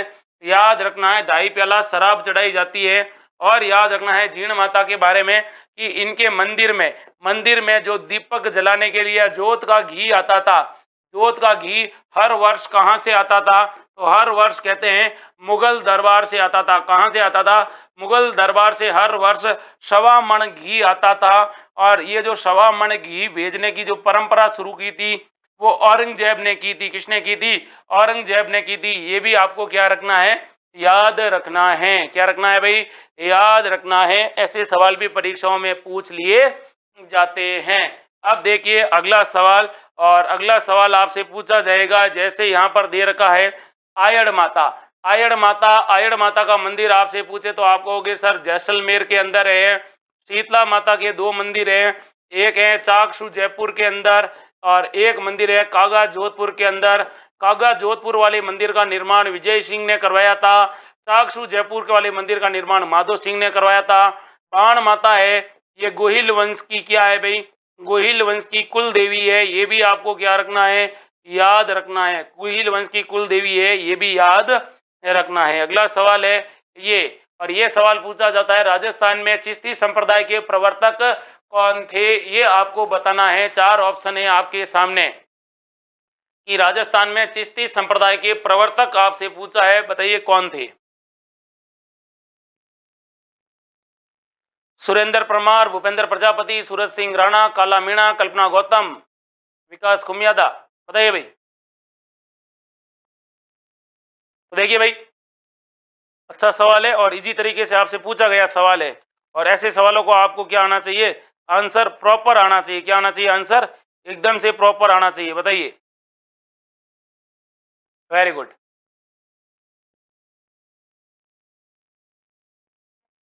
तो देखिए भाई राइट आंसर है वो है मोइनुद्दीन चिश्ती। मोइनुद्दीन चिश्ती के बारे में ऐसा कहा जाता है कि पृथ्वीराज तृतीय के समय ये कहाँ पर आए थे? पृथ्वीराज तृतीय के समय ये अजमेर आए थे। कहाँ पर आए थे? अजमेर आए थे। और इन्होंने चिश्ती संप्रदाय की क्या की थी? स्थापना की थी। चिश्ती संप्रदाय के ये क्या थे? संस्थापक थे। ये भी आपको क्या रखना है? याद रखना है। फिर आपसे सवाल पूछा जाएगा कि जो ये ख्वाजा मोइनुद्दीन चिश्ती थे, इन चिश्ती का उर्स कब लगता है? तो उर्स लगता है भाई एक रजब महीने में। कब लगता है? रजब माह में लगता है। और रजब माह में 1 से लेकर 9 तारीख तक क्या लगता है? मेला लगता है। फिर इनसे रिलेटेड और बातें पूछी जाएगी आपकी परीक्षाओं में कि इनको क्या कहा जाता है। इनका उपनाम याद रखना है। इनको कहा जाता है गरीब नवाज। कौन सा नवाज कहा जाता है? गरीब नवाज कहा जाता है। इनको अमीर अपने एक व्यक्ति थे मोहम्मद गोरी, और इनको कहा था तोता ए हिंद। क्या कहा था? हिंद का तोता कहा था। किसने कहा था? तो गौरी ने कहा था। और सॉरी तोता हिंद नहीं, सुल्तान ए हिंद कहा था। सुल्तान ए हिंद कहा था। और ये किसने कहा था? मोहम्मद गौरी ने कहा था। इसके अलावा कहते हैं इनके बारे में 3-4 बातें और याद रखना है। इनको आफ्ताब ए हिंद कहा जाता है। आफ्ताब ए हिंद कहा जाता है। ये भी आपको क्या रखना है? याद रखना है। और इनसे रिलेटेड आपसे सवाल पूछा जाएगा कि बताइए भाई इनके गुरु का क्या नाम था? तो इनके गुरु का नाम जब भी आपसे पूछा जाएगा तो आप कहोगे सर हजरत ख्वाजा सैयद गयासुद्दीन। हजरत सैयद ख्वाजा और कौन से? गयासुद्दीन। ये इनके क्या थे? गुरु थे। अब आपसे सवाल पूछा जाएगा इनके मेले का उद्घाटन कौन करता है? तो इनके मेले का उद्घाटन करता है भाई भीलवाड़ा का गौरी परिवार। भीलवाड़ा का कौन सा परिवार?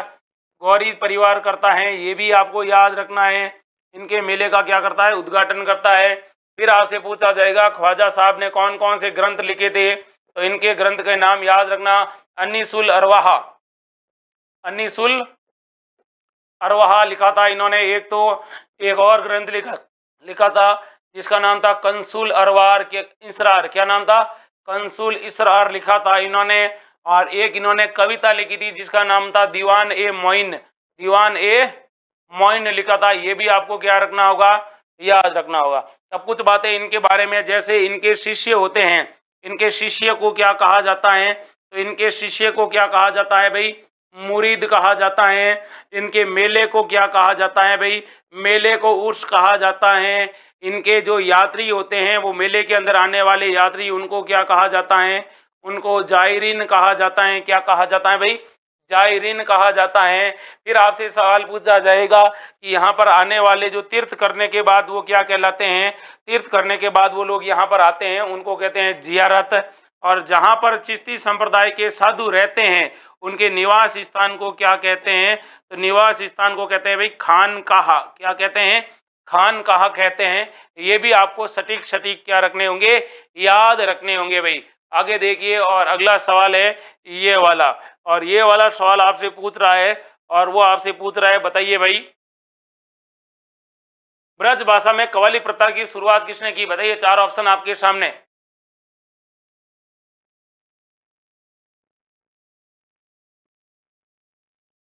राज खटीक, विजय चौधरी, सूरज सिंह राणा। आंसर बताइए भाई, ब्रज भाषा में कव्वाली प्रथा की शुरुआत किसने की, मोइनुद्दीन चिश्ती ने, सलीम चिश्ती ने, अमीर खुसरो ने, या फरीदुद्दीन ने, बताइए।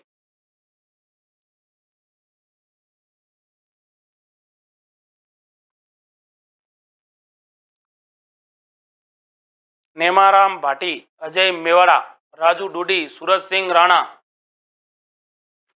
सूरज सिंह राणा, बताइए।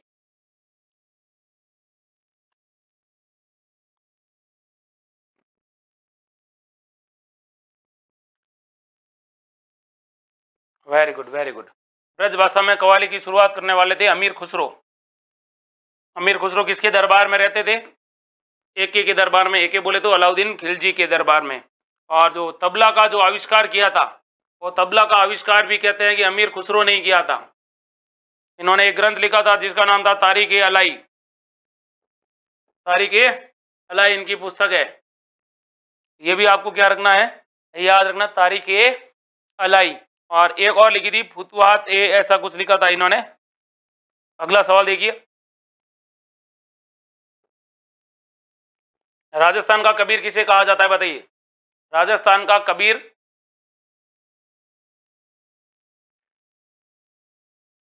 किसे कहा जाता है, बताइए। भागीरथ मारवा, राजेंद्र पाटीदार,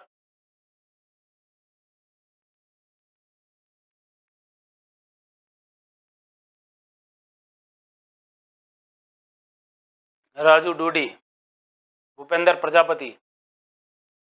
तो दादू दयाल, दादू दयाल को कहा जाता है राजस्थान का कबीर। दादू दयाल ने दादू पंथ की स्थापना की थी।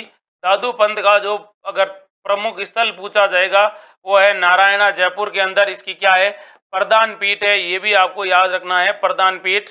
और अगर आपसे पूछे कि इन्होंने किसके साथ मुलाकात की, तो अकबर से इन्होंने मुलाकात की थी। और अकबर से मुलाकात इन्होंने कहाँ पर की थी, तो अकबर से मुलाकात इन्होंने की थी फतेहपुर सीकरी में। और याद रखना है, ये जो दादू पंथ है आगे जाकर कितने भागों में बट गया था, आगे जाकर 5 भागों में बट गया था। ये भी आपको दादू पंथ के बारे में क्या रखना है, याद रखना है। फिर आपसे सवाल पूछा जाएगा दादू दयाल के बारे में कि दादू दयाल के गुरु कौन थे। तो इनके गुरु का नाम आपसे पूछे तो आप याद रखना है, वरदानंद जी था। क्या नाम था, वरदानंद जी था, ये भी याद रखना है। और इनके एक वरदानंद जी थे, और इन्होंने जो अपने उपदेश दिए थे वो किस भाषा में दिए थे, तो उपदेश दिए थे भाई ढूंढाड़ी भाषा में। कई बार ये सवाल पूछा जा चुका है, याद रखना। ठीक है, आगे बढ़ते हैं, और अगला सवाल है वो ये वाला है। ये सवाल है जो आपसे पूछ रहा है, मीणा जाति के पटेल द्वारा स्थापित मंदिर है, बताइए भाई। मीणा जाति के जो मुख्य पंच होते हैं, जो नेता होते हैं, उनको पटेल कहा जाता है। और मीणा जाति के पटेल द्वारा स्थापित मंदिर है वो कौन सा है, जमवाई माता का मंदिर है, या फिर केला देवी का मंदिर है, जीण माता का मंदिर है, या जोगणिया माता का मंदिर है। 4 ऑप्शन है, और चारों में से आपको एक आंसर बताना है कि राइट आंसर कौन सा है। इनमें से राइट आंसर कौन सा है, बता दीजिए भाई। बेहतरीन तरीके से पूछा गया सवाल है। अजय पंचाल, भूपेंद्र प्रजापति, कल्पना गौतम, विकास, राजू डूडी, गुडन, बताइए। पवन,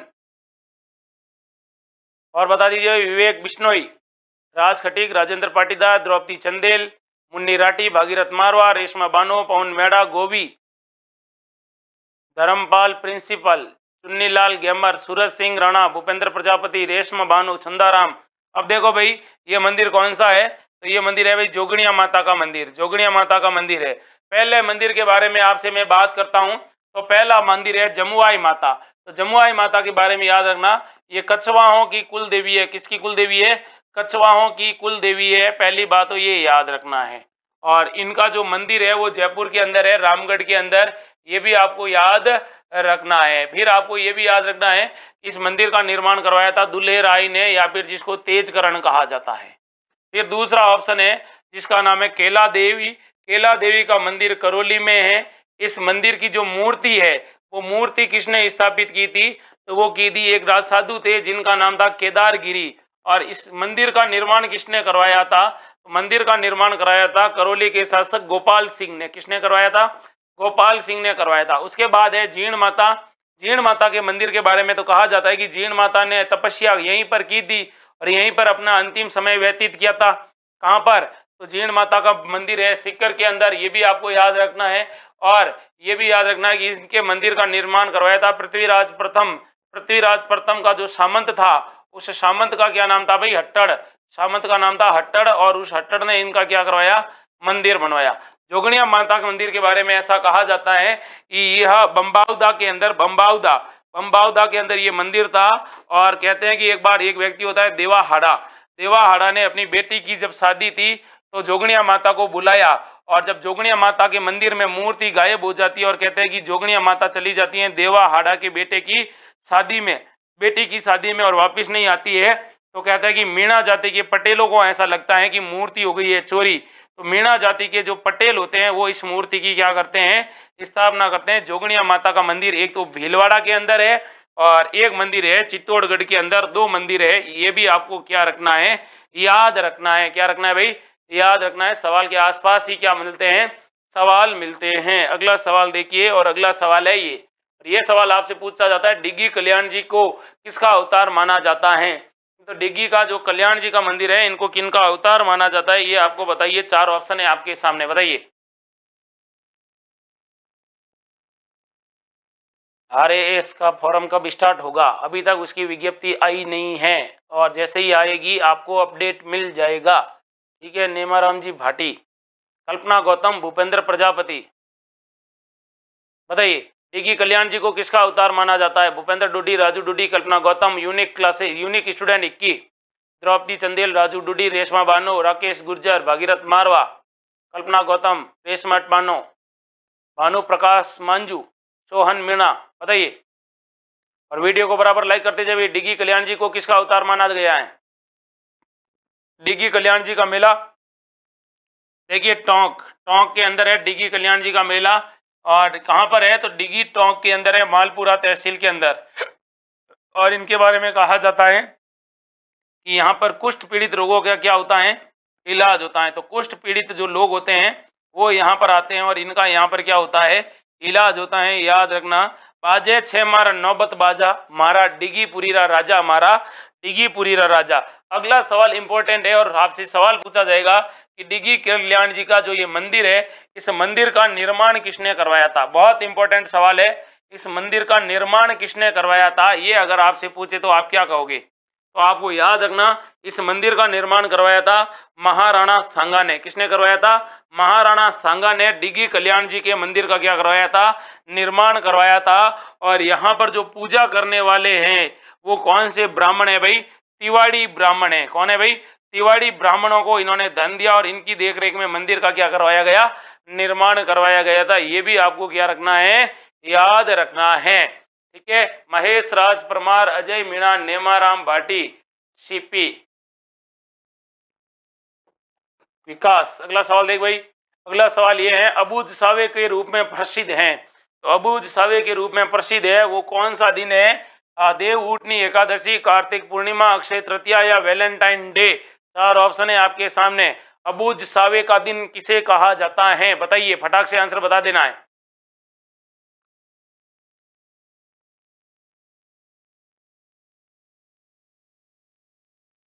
चार ऑप्शन है आपके सामने, बताइए। अबूझ सावे के रूप में प्रसिद्ध है। Very good. Nemaram Bhati, Suraj Singh, Reshma Bano. Answer बताइए भैया आपको।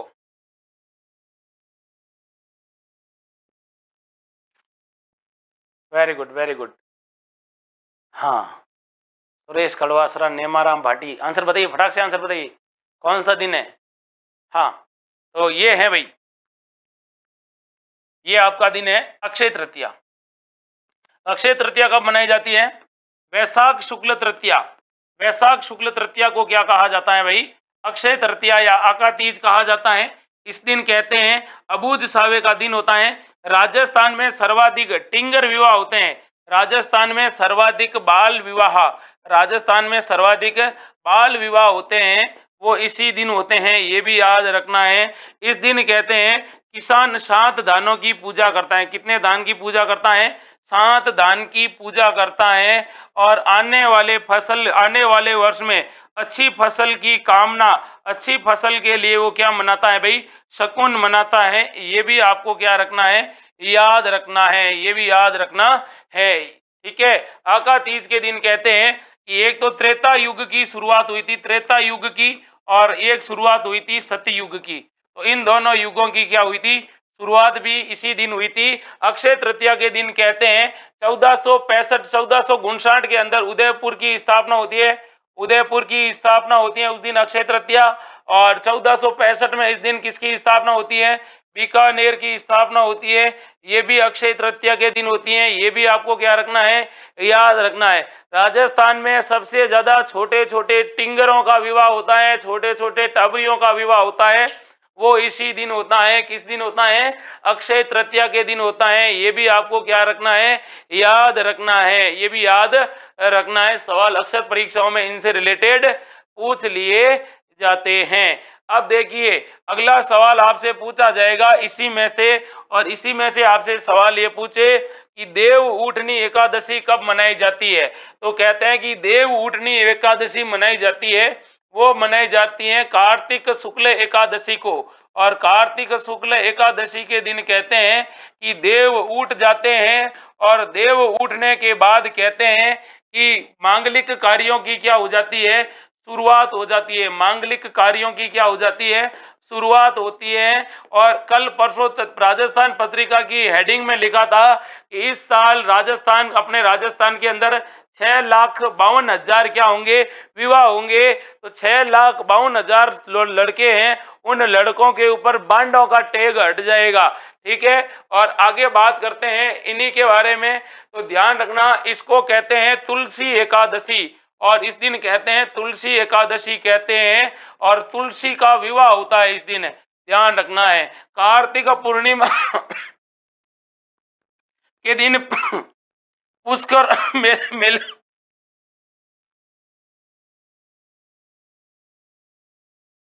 पुष्कर मेला, कोलायत मेला।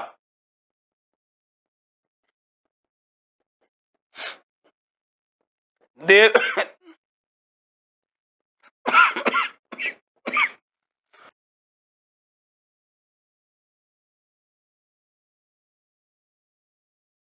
आयोजित होता है। बताइए भाई। अच्छा सवाल है, इजी सवाल है। 4 ऑप्शन है आपके सामने, बताइए।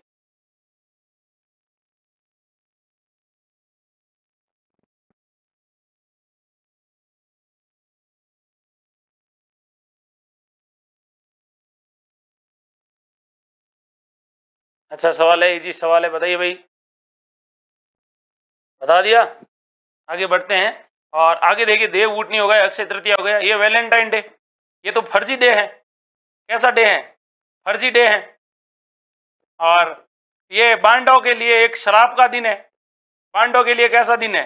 बांडों के लिए सबसे खराब दिन है। भारत में इसको ब्लैक डे के रूप में मनाया जाता है, वैलेंटाइन डे को, क्योंकि इस दिन भारत के अंदर सबसे बड़ा एक आतंकवादी हमला हुआ था। हुआ कि नहीं हुआ? भारत के अंदर सबसे बड़ा आतंकवादी हमला हुआ था, ये भी आपको क्या रखना है, याद रखना है। अच्छा सवाल है। हाँ, अगला सवाल देखो। वत्स बारस का पर्व मनाया जाता है, कब मनाया जाता है, पता है भाई?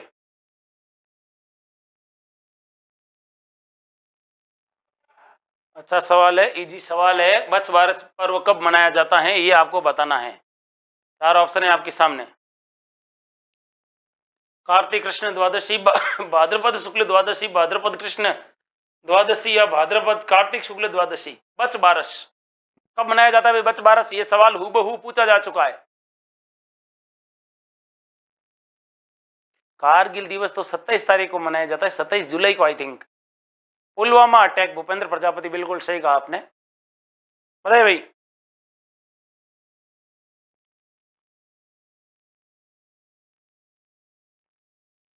वत्स बारस का पर्व कब मनाया जाता है, ये आपको बताना है। भाद्रपद शुक्ल द्वादशी या भाद्रपद कृष्ण द्वादशी। Very good. देखो भाई, भाद्रपद कृष्ण बारस को मनाया जाता है वत्स बारस। वत्स बारस के दिन किसकी पूजा होती है? वत्स बारस के दिन कहते हैं गाय और उसके बछड़े की पूजा होती है। इस दिन जो व्रत करती है महिलाएं, जो महिलाएं होती है वो हाथ में क्या नहीं लेती है, हाथ में चाकू नहीं लेती है, और क्या नहीं करती है, गाय के दूध का प्रयोग नहीं करती है। गाय का जो दूध होता है, उस गाय का दूध है उसका प्रयोग नहीं करती है, और गाय के दूध से बनी वस्तुएं, बनी जो सामग्री होती है, वस्तुएं, वो खाती नहीं है। इसके अलावा कहते हैं कि भोजन में साबुत अनाज का प्रयोग करती हैं। भोजन में कैसा? साबुत अनाज, साबुत अनाज मतलब आका, ठीक है, साबुत अनाज का प्रयोग करती है, ये भी आपको याद रखना है। अगला सवाल है ये वाला, बताओ भाई राइट आंसर। जामटिया खटकड़िया नामक पात्र किस लोक नाट्य में होते हैं? तो जामटिया खटकड़िया ये सब किस में होते हैं, ये आपको बताना है। रम्मत में, रामलीला में, गौरी में या नौटंकी में, बता दीजिए भाई किसमें होते हैं ये। चार ऑप्शन है आपके सामने और वीडियो को बराबर लाइक करते रहना है। जामटिया व खटकड़िया नामक पात्र किसके किस लोक नाट्य में होते हैं, बताइए।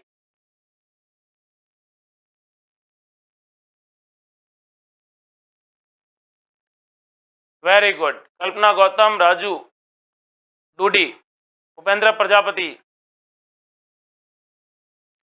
तो राइट आंसर है इसका ये, गौरी लोकनाट्य मेवाड़ भील जनजाति द्वारा किया जाता है, और याद रखना 40 दिनों तक चलता है, 40 दिनों तक चलता है।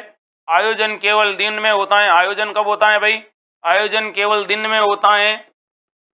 और याद रखना है कि इसके बारे में कि ये जो लोक नाट्य है इसको कहा जाता है लोक नाट्यों का मेरु नाट्य। लोक नाट्यों का कौन सा नाट्य कहा जाता है? मेरु नाट्य कहा जाता है, ये भी आपको याद रखना है। आगे बढ़ते हैं और अगले सवाल को देखते हैं। अगला सवाल है ये वाला, जैसलमेर में पति के वियोग में गाया जाने वाला लोकगीत कौन सा है? पति चला जाता है कमाने के लिए विदेश, नेमाराम भाटी, इतना भी रूठा ना करो, आप हमारे किस्मत में बसे हो, क्या इतना भी रूठा ना करो हमसे, आप हमारे किस्मत में वैसे भी नहीं हो। तो आप हमें देख सकते हो, हमारी किस्मत में तो हो नहीं, इसलिए रूठो मत। एक एक सवाल को आप आसानी से देखते रहो। देखिए राइट आंसर क्या है इसका। जैसलमेर क्षेत्र में कौन सा लोकगीत गाया जाता है, बताइए। जोरावा, मुमल, होलियो, काजलियो, बताइए। Very good. तो जोरावा, नेड़ी तो करजो ढोला नौकरी, पति चला जाता है परदेश। पति जब कमाने के लिए परदेश जाता है, काफी दिनों तक आता नहीं है, पत्नी परेशान हो जाती है और पत्नी को अपने पति की याद आती है, तो वो गीत गाती है जोरावा। क्या करती है? जोरावा गाती है, और उसको कहा जाता है जोरावा। और किस क्षेत्र में गाया जाता है ये? जैसलमेर क्षेत्र में गाया जाता है, याद रखना। जोरावा मतलब झुर झुर के रोना, रोते हुए गीत गाती है। नैड़ी तो करजू ढोला नौकरी, बालमा रंग लागो, ये वाला। मुमल, जैसलमेर में, काजलियो, ये दोनों गीत है, ये श्रृंगार गीत है। ठीक है, अपने आप को समय जो गीत गाया जाता है, ओलियो, वाह भाई, ओलियो आवे, याद सताए, तो जब याद सताने लगती है ना, तो कौन सा गीत गाया जाता है? ओलियो। और कैसा गीत है? विरह गीत है। कैसा गीत है भाई? विरह गीत है। ये भी याद रखना है, ये भी आपको क्या रखना है? याद रखना है भाई। अगला सवाल है ये वाला, अरे काय की बांडे लोगों को किसकी याद आएगी? किसी की याद नहीं आएगी। ठीक है, आप लोग तो पढ़ते रहो। हाँ, और जिसके पास कुछ नहीं होता ना, वो सबसे ज्यादा सैड सॉन्ग सुनता है, क्योंकि वो ऐसे फील लेता है अंदर से। बताइए, झुंझुना लोकगीत संबंधित है, तो एक गीत है जिसका नाम है झुंझुना। और झुंझुना गीत कब गाया जाता है, ये आपको बताना है। 4 ऑप्शन है आपके सामने, बताइए झुंझुना लोकगीत कब गाया जाता है? ये गीत है जिसका नाम है झुंझुना, बताइए झुंझुना गीत। अच्छा सवाल है, बेहतरीन सवाल है, अच्छे से आपने पढ़ा है तो आपको इसका आंसर आना चाहिए। झुंझुना की लोकगीत संबंधित है विवाह के अवसर से, त्योहार विशेष से, वीरानी के विरह से, या बालक के जन्म से? बताइए बताइए। Very good, very good. हाँ, नेमाराम, राघव खटीक, गुडन, भंवरलाल, विकास, कल्पना गौतम, अजय मेवाड़ा, पर्वत सिंह, विजय चौधरी, दीपा मीणा। बताइए भाई, राइट आंसर इसका है, वो है भाई बालक के जन्म पर। नैना टाबर पैदा हो जाता ना, गीगला, तो उस समय जो गीत गाया जाता है झुंझुना। तो बच्चा पैदा होने के बाद बच्चे को आप क्या करोगे? झुंझुना ही दोगे ना, तो झुंझुना ऐसे बजाते बजाते जो गीत गाया जाता है, उस समय उसको क्या कहा जाता है? झुंझुना गीत गाया जाता है। बच्चा जब क्या होगा, जैसे ही शाम होगी, सबको नींद आएगी, माहौल शांत होगा, सब एकदम ठीक होगा, उसी समय बच्चा उठ जाएगा और आपको झुंझुना बजाना पड़ेगा। क्या बजाना पड़ेगा? झुंझुना बजाना पड़ेगा। और उस समय कौन सा गीत गाया जाएगा? झुंझुना गीत गाया जाएगा। अब देखिए, हमारे यहाँ पर जो टाबर होते हैं ना, छोटा टाबर पैदा होता है, उस समय कौन कौन से गीत गाए जाते हैं? तो याद रखना, बच्चे के पैदा होने पर एक गीत गाया जाता है, जच्चा गीत, बच्चे के पैदा होने पर। और एक गीत कौन सा गाया जाता है? गुगरी गीत। ये भी कब गाया जाता है? बच्चा पैदा होता है उस समय, छोटा बच्चा घर में पैदा होता है उस समय गीत गाया जाता है। फिर आगे देखिए, अगला सवाल है जिसका नाम है आपके लोरी। और लोरी गीत कब गाया जाता है? लल्ला लल्ला लोरी। तो ये लोरी गाया जाता है भाई बच्चे को सुलाने के लिए। बच्चे को क्या करोगे? रात में बच्चा जाग जाएगा, तो बच्चे को सुलाने के लिए आप कौन सा गीत गाओगे? लोरी गाओगे। ये भी आपको याद रखना है। जब आपको बच्चा रात को सोते समय डिस्टर्ब करेगा, आप लोरिया गाओगे। क्या गाओगे? लोरिया। एक गीत होता है जिसका नाम होता है जलवा। कौन सा होता है भाई? जलवा। जलवा नहीं, पीला। ये पीला गीत कब गाया जाता है? बच्चा पैदा होता है, तो बच्चा पैदा होने के बाद क्या होता है? बच्चा पैदा होने के बाद क्या किया जाता है? बच्चे पैदा होने के बाद पहली बार क्या किया जाता है? कुआं पूजन किया जाता है। और कुआं पूजन करते समय कौन सा गीत गाया जाता है? पीला। एक होता है गीत जिसका नाम होता है बे माता। और ये बे माता गीत कब गाया जाता है? तो कहते हैं कि बच्चे का जो भाग्य लिखने वाली माता होती है, जिसका नाम होता है बे माता। बे माता या जिसको वी माता होती है, जो बच्चे के भाग्य को लिखती है, उनके लिए जो गीत गाया जाता है उसको कहा जाता है बे माता वाला गीत। ठीक है भाई? हाँ, तू अभी लोरी गाएगा? लोरी गाऊंगा। वाह भाई वाह, लोरी गाएगा, बढ़िया। लोरी गाएगा तो बढ़िया है। हाँ, मैंने सोचा लोरी सुनेगा, अब कहा है कि लोरी सुनेगा। अगला सवाल देखो, भील स्त्री प्रदेश गए पति को संदेश भिजवाने के लिए कौन सा गीत गाती है? बड़ा दुख वाला गीत है, सैड सॉन्ग है। पति कमाने के लिए गया प्रदेश, पति को क्या आ जाती है? उसकी याद आ जाती है, पत्नी को पति की याद आ जाती है, और उस समय वो क्या गाती है? गीत गाती है। और कौन सा गीत गाती है ये आपको बताना है। बताइए कौन सा गीत है? सुवटिया, कागा, बिछुड़ो, ऊर्जा। बताइए, 4 ऑप्शन है आपके सामने। राजेंद्र पाटीदार, नेमाराम भाटी, विवेक बिश्नोई, कल्पना गौतम, भूपेंद्र प्रजापति, राघव खटीक। बताइए भाई, कौन सा गीत गाया जाता है? महेंद्र, अजय मेवाड़ा, कल्पना गौतम, तो वो गीत गाया जाता है सुवटिया। पति कमाने के लिए परदेश गया, काफी दिनों तक आता नहीं है, पत्नी को याद आती है तो पत्नी गीत गाती है, मारा हरिया रूखरा सुवटिया थने राम मिले तो कई जेरे। तो एक सुवटिया एक पक्षी होता है, उस पक्षी के माध्यम से वो क्या करती है, संदेश भेजने का कार्य करती है।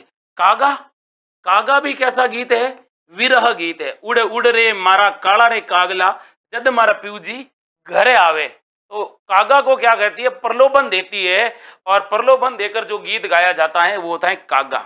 एक गीत होता है कुर्जा, ये कुर्जा गीत भी विरह गीत है, और यह मारवाड़ क्षेत्र के अंदर है।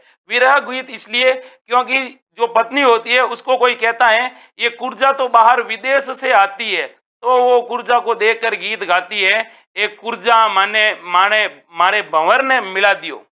एक होता है बिछुड़ो, ये बिछुड़ो हाड़ौती क्षेत्र के अंदर गाया जाता है। कहते हैं कि हाड़ौती क्षेत्र के अंदर महिला होती है, उस महिला को कोई काम करते समय कहते हैं एक बिच्छू आता है और बिच्छू उसको क्या कर लेता है, काट लेता है। तो उस महिला को यूं लगता है कि अब मैं तो मर जाऊंगी, और जाते जाते पति का क्या करती है, सुख करते जाती है, और पति को कहती है अब मैं तो जा रही हूं, आप अपने जीवन को अच्छे से जीना, और आपको क्या कर लेना, मेरे जाने के बाद, मेरे मरने के बाद दूसरी शादी कर लेना। देखो हाड़ौती क्षेत्र की कितनी अच्छी महिलाएं होती हैं, वो क्या कहती है, बिछुड़ो गीत गाते हुए कहती है भाई दूसरी शादी कर लेना। तो वो गीत गाती है, मैं तो मरी होती आज मरी होती, खा गयो बैरी बिछुड़ो।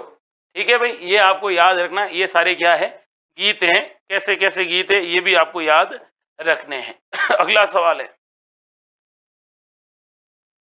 थाकना शैली का संबंध जिससे है वह है ढोल नृत्य, भवाई नृत्य, संक्रिया नृत्य या इडोनी नृत्य।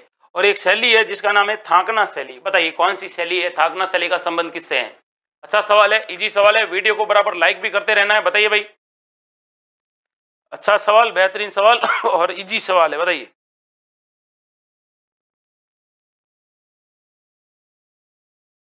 थाकना शैली से संबंधित हैं।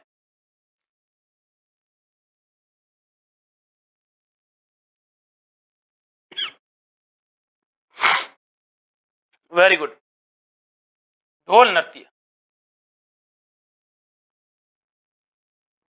ढोल नृत्य को प्रकाश में लाने का श्रेय किसे दिया जाता है, प्रकाश में लाने का श्रेय दिया जाता है राजस्थान के भूतपूर्व मुख्यमंत्री जय नारायण व्यास को।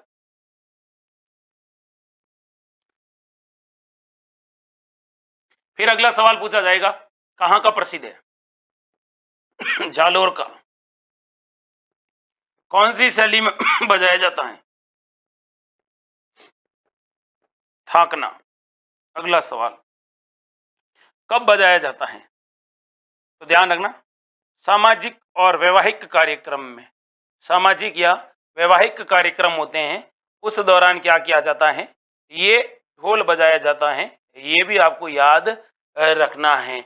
और आपको याद रखना है ढोल नृत्य के बारे में कि ढोल नृत्य के साथ क्या बजाई जाती है, थाली बजाई जाती है। ये भी आपको क्या रखना है, याद रखना है भाई।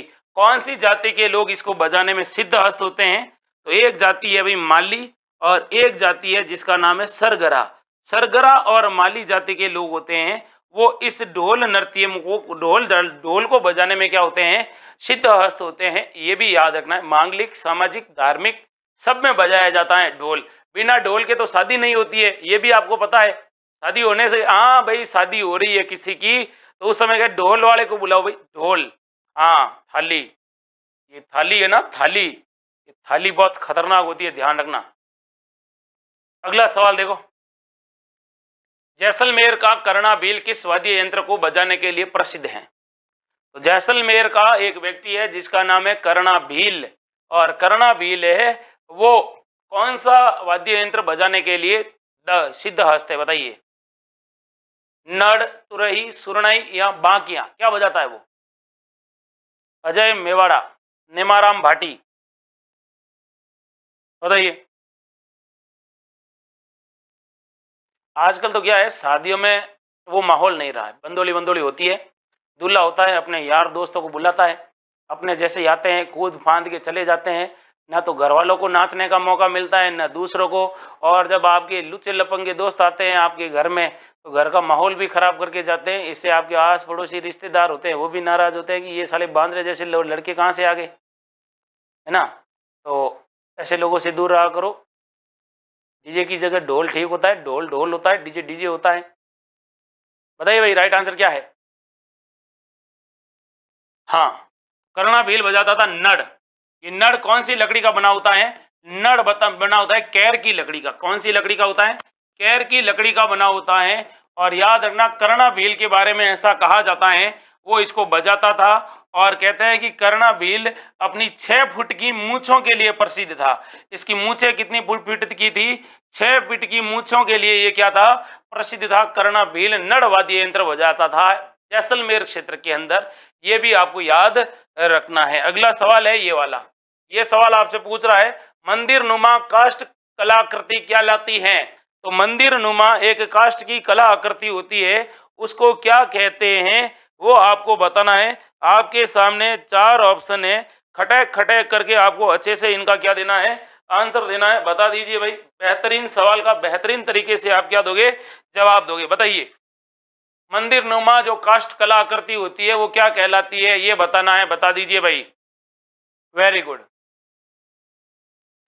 तो देखिए कावड़, कावड़ होता है, इसके बारे में बात ये याद रखना कि ये लकड़ी का क्या होता है भाई, मंदिर होता है। इसको क्या कहा जाता है, इसको कहा जाता है चलता फिरता देवालय। चलता फिरता क्या कहा जाता है, देवालय कहा जाता है। ये आपको क्या रखना है, याद रखना है इसके बारे में। और याद रखना है कि इसके अंदर कौन सा रंग सबसे ज्यादा प्रयोग का होता है, तो लाल रंग इसके अंदर प्रदान होता है कावड़ के अंदर। फिर आपसे सवाल पूछा जाएगा कि इसको कौन अपने पास लेकर चलते हैं, तो कावड़िया भाट होते हैं वो इस मंदिर को साथ में लेकर चलते हैं। और ये कहाँ बनाया जाता है, तो बस्ती चित्तौड़, बस्ती चित्तौड़ गांव है। ये काष्ठ कला के लिए क्या है, प्रसिद्ध है। कावड़ कला के लिए या काष्ठ कला के लिए प्रसिद्ध है। और यहाँ पर ये बनाया जाता था। एक व्यक्ति है जिनका नाम है मांगीलाल मिस्त्री। कौन से मिस्त्री, मांगीलाल मिस्त्री। और मांगीलाल मिस्त्री के अलावा एक व्यक्ति और है जिनका नाम है द्वारिका प्रसाद जांगीड़। क्या नाम है भाई, द्वारिका प्रसाद जांगीड़। कौन सा नाम, द्वारिका प्रसाद जांगीड़। ये दोनों क्या है भाई, इस कला के प्रसिद्ध क्या है, कलाकार हैं। याद रखना है, कई बार ऐसे सवाल पूछ लिए जाते हैं। अगला सवाल है वो अपनी स्क्रीन पर है, वो ये है कि बंदेज टाई एंड डाई प्रसिद्ध है। बंदेज टाई एंड डाई का मतलब क्या होता है, टाई का मतलब क्या होता है बांधना, डाई का मतलब होता है सुखाना। तो टाई एंड डाई के लिए प्रसिद्ध है। वो कौन सा स्थान प्रसिद्ध है, चित्तौड़गढ़, जोधपुर, जयपुर या बीकानेर। बताइए भाई,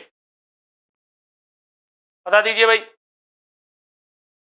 India in, Suraj Singh Rana, Bhupendra Prajapati. Tie and dye, very good. Tie and dye कहाँ का प्रसिद्ध है, जयपुर का है। और जयपुर के अंदर कहते हैं कि छिपा जाती है वो इसके लिए प्रसिद्ध है। और इसको कहते हैं बंदेज। बंदेज का मतलब क्या होता है, बांधना, बांध कर इसको रंगना, रंग कर इसको क्या करना, सुखाना। तो टाई एंड डाई को क्या कहा जाता है, बंदेज। और बंदेज जयपुर का प्रसिद्ध है। अगला सवाल है वो ये वाला है। बताइए भाई, बुगतरी, तनसुख, उत्तई, गाबा, मिर्जई आदि नाम है, ये सब किसके नाम है, ये आपको बताना है किसके नाम है। ये 4 ऑप्शन है आपके सामने, धोतियों के, साड़ियों के, धोतियों के या गागरों के। बताइए, बगतरी, तनसुख, उत्तई, गाबा, मिर्जई, ये सब किसके प्रकार है, किसके नाम है।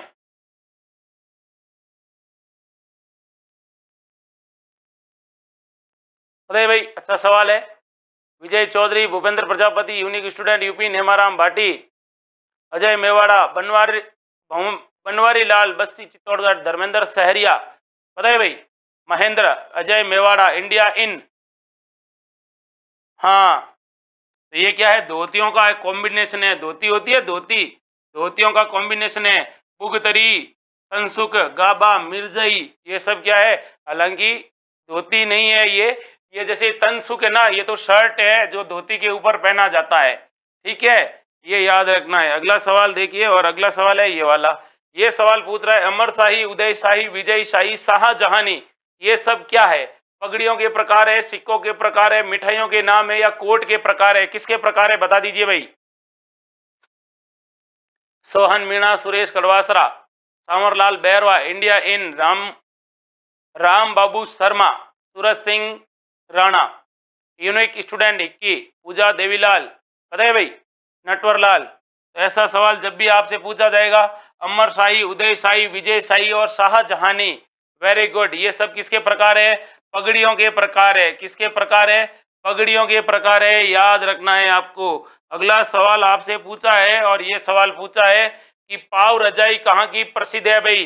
250 ग्राम रुई की रजाई है, वो कहाँ की प्रसिद्ध है? पाव रजाई कहते हैं इसको। और ये सवाल आपसे प्रतियोगी परीक्षाओं में पूछा जा चुका है। पता है भाई, पाव रजाई 250 ग्राम रुई की रजाई के लिए प्रसिद्ध स्थान है झुंझुनू, सिरोही, शिकरिया, जयपुर। भागीरथ मारवा, अजय इंडिया इन पाव रजाई के लिए प्रसिद्ध है भाई अपने जयपुर। कौन सा स्थान प्रसिद्ध है? जयपुर प्रसिद्ध है पाव रजाई के लिए। अगला सवाल देखिए, और अगला सवाल है ये वाला।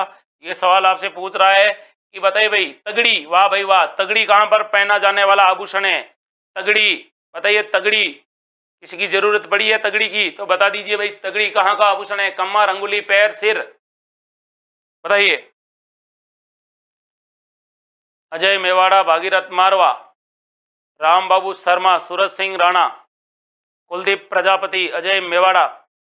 आंसर बताइए, फटाफट आंसर बता दीजिए भाई। और वीडियो को लाइक करना है।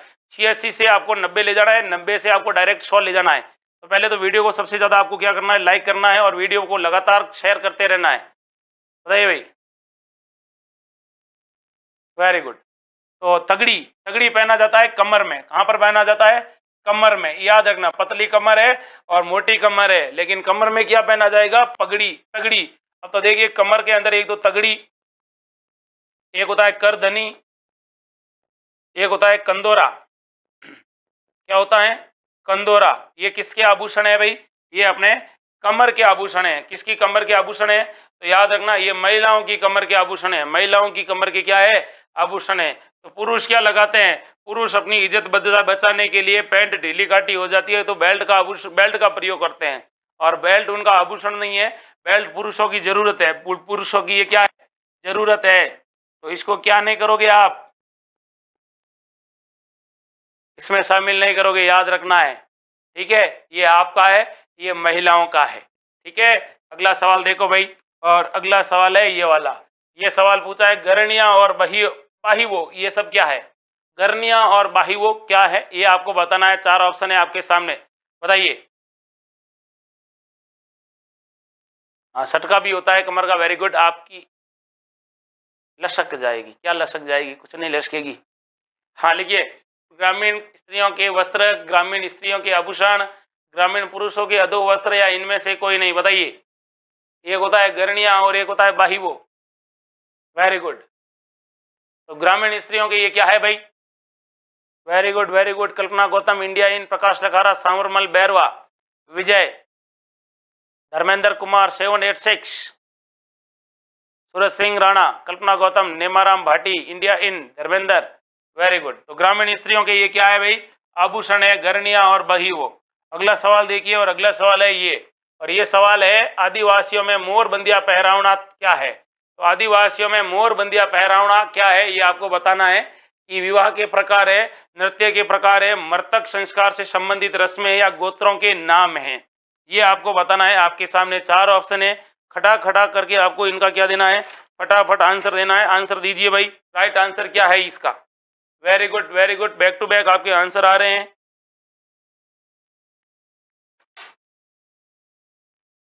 बैक टू बैक आपके क्या आ रहे हैं? आंसर आ रहे हैं। तो बताइए भाई, ये सब क्या है? मोर बंदिया पहरावना, ताड़ना, ये सब क्या है भाई? आदिवासियों में विवाह के प्रकार है। किसके प्रकार है भाई? विवाह के प्रकार है, ये याद रखना है। मोर बंदिया मतलब मोड़ बांध कर किया जाने वाला ब्याह।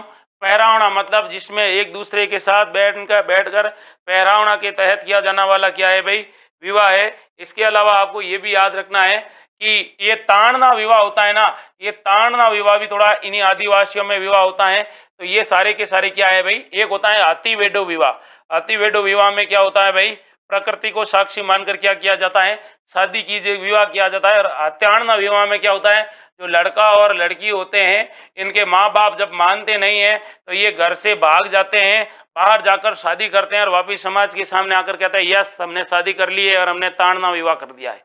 ये भी आपको याद रखना है। अगला सवाल देखो, और अगला सवाल है ये वाला, छोटा छोटी खेलने की रस्म है। ये छोटा छोटी रस्म कब खेली जाती है भी, शादी से पहले, विवाह के उपरांत, सगाई से पूर्व या गर्भावस्था के दौरान। तो छोटा छोटी है ये कब खेला जाता है, ये आपको बताना है। फटाक फटाक आंसर बता दीजिए भाई। अच्छा सवाल है, इजी सवाल है और बेहतरीन सवाल है, बताइए भाई।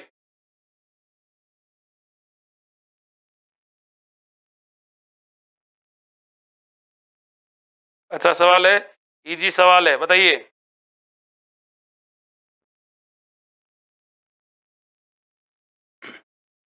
बता दीजिए भाई। राइट आंसर है इसका छोटा छोटी खेलना क्या है। हाँ, मैं आपके सामने यहाँ 2 नंबर लिख रहा हूँ, तो आपको नंबर याद रखना है। एक नंबर है ये है 95093 और एक है 55595 और एक नंबर ये है 6375043 और 346। ये हमारी एकेडमी के नंबर है। अगर आपको किसी भी भर्ती से रिलेटेड या कोई भी तैयारी से रिलेटेड कोई भी दिक्कत आती है, कोई भी कोर्स से रिलेटेड, तो आप इस नंबर पे कभी भी बेहिचक फोन कर सकते हैं। हमारे कॉल सेंटर के नंबर है, आपको क्या दिया जाएगा, उचित आपकी समस्या का हल किया जाएगा। ये भी आपको याद रखना है, ठीक है।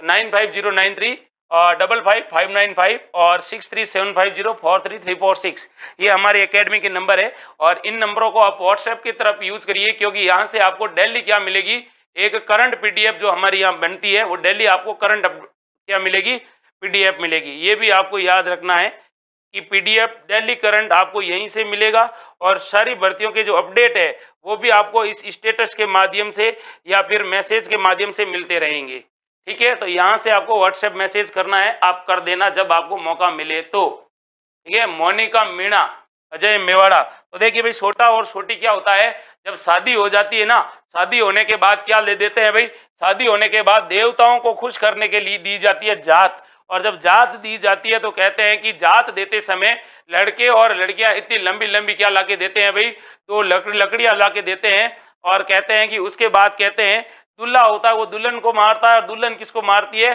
दूल्हे को मारती है। एक दूसरे को वो ऐसे फटाक फटाक करके क्या करती है, जोरदार मारती है। इसको कहते हैं छोटा और छोटी, क्या कहते हैं, छोटा छोटी खेलना कहा जाता है। तो छोटा और छोटी कब खेला जाता है भाई, ये विवाह के उपरांत खेला जाता है। कब खेला जाता है, विवाह होने के उपरांत, जात देते समय खेला जाता है। विवाह से पूर्व तो ये छोटा छोटी इनके तो रोज होता है, ये फिर खेलना नहीं होता है, ये तो राड़ हो जाती है विवाह के बाद में, तो ठीक है। और सगाई से पूर्व बात ही मत करो, हमारे यहाँ तो सगाई कौन करते हैं, माता पिता जाके कर लेते हैं। हमें तो बाद में घूंघट उठाते समय पता चलता है कि हमारे पास सामने कैसा मॉडल है। ये मॉडल हमें सगाई से पूर्व पता नहीं चलता है, सगाई के बाद में नहीं, शादी के बाद में, ये याद रखना है। और बाकी गर्भावस्था के दौरान तो बहुत ज्यादा केयर रखनी पड़ती है, तो छोटा छोटी का नाम ही नहीं आता है, ये याद रखना है। अगला सवाल देखिए, और अगला सवाल है ये, जागती ज्योत पत्रिका का प्रकाशक किसके द्वारा किया जाता है, ये आपको बताना है, बता दीजिए।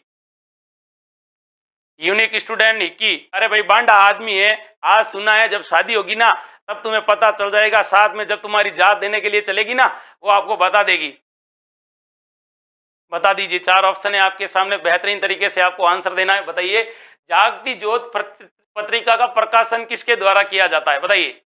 अच्छा सवाल है, बेहतरीन सवाल है, किसके आंसर देना है, बताइए। भूपेंद्र प्रजापति।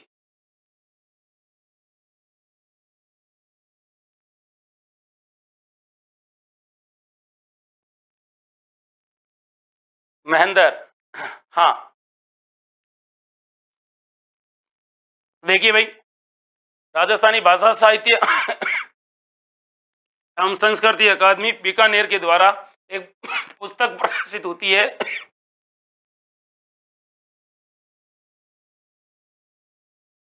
जिसका नाम है जागती ज्योत। क्या नाम है भाई, जागती ज्योत है। ये भी आपको याद रखना है। वीडियो को बराबर लाइक कीजिए और डायरेक्ट अपने 100 तक वीडियो को लाइक पहुंचाने, कहां तक पहुंचाने, 100 तक। अगला सवाल है, साहित्य की एक रचना है जिसका नाम है पग फेरो, और पग फेरो की रचना किसने की, ये आपको बताना है। 4 ऑप्शन है, विजय दान देथा, मणि मधुकर, कन्हैयालाल सेठिया, शिवचंद भारतीया।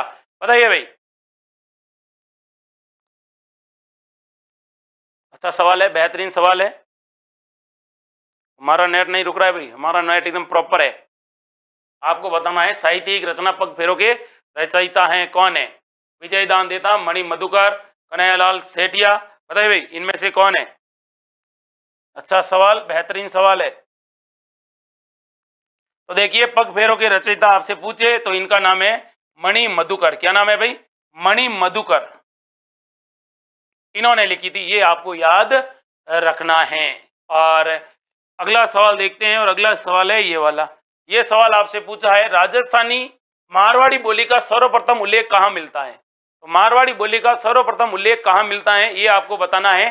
कुवलय माला में, नैण सिंह की ख्यात में, बिट्टू सुजा की वार्ता में, या हमीर हट में? तो बता दीजिए भाई, राजस्थानी भाषा का प्रथम उल्लेख है वो कहां पर मिलता है? चार ऑप्शन है, कंचन दीप, भागीरथ मारवा, भूपेन भानुप्रकाश मंजू, कल्पना गौतम, नटवरलाल डामोर, राम बाबू चौहान। बता दीजिए भाई। खुशाल चौधरी जोधपुर, अजय मेवाड़ा, महेंद्र राजेंद्र जायसवाल इंडिया, सूरज सिंह राणा, कल्पना गौतम, प्रकाश लखारा, नेमाराम भाटी, भूपेंद्र प्रजापति। बता दीजिए भाई। कंचनदीप, विजय चौधरी, यूनिक स्टूडेंट यूपी। बताइए भाई राइट आंसर इसका क्या है भाई? तो मारवाड़ी भाषा का जो सर्वप्रथम उल्लेख मिलता है, एक ग्रंथ है जिसका नाम है, जिसको लिखा था एक व्यक्ति था जिसका नाम था वत्सराज। वत्सराज के दरबार में एक व्यक्ति रहता था जिसका नाम था उद्योतन चंद्र सूरी। और उद्योतन चंद्र सूरी ने क्या लिखा था? एक ग्रंथ लिखा था, और उस ग्रंथ का क्या नाम था भाई? कुवलय माला। और इस कुवलय माला ग्रंथ में इसने इस राजस्थानी भाषा को मरु भाषा कहा, और इसने राजस्थानी समेत कुल 18 देशी भाषाओं की क्या दी थी? जानकारी दी थी। कैसी जानकारी दी थी? 18 देशी भाषाओं की जानकारी दी थी। और किसने दी थी? ये दी थी भाई उद्योतन चंद्र सूरी ने। ठीक है, तो ये थे भाई आज के राजस्थान जीके का लाइव सेशन।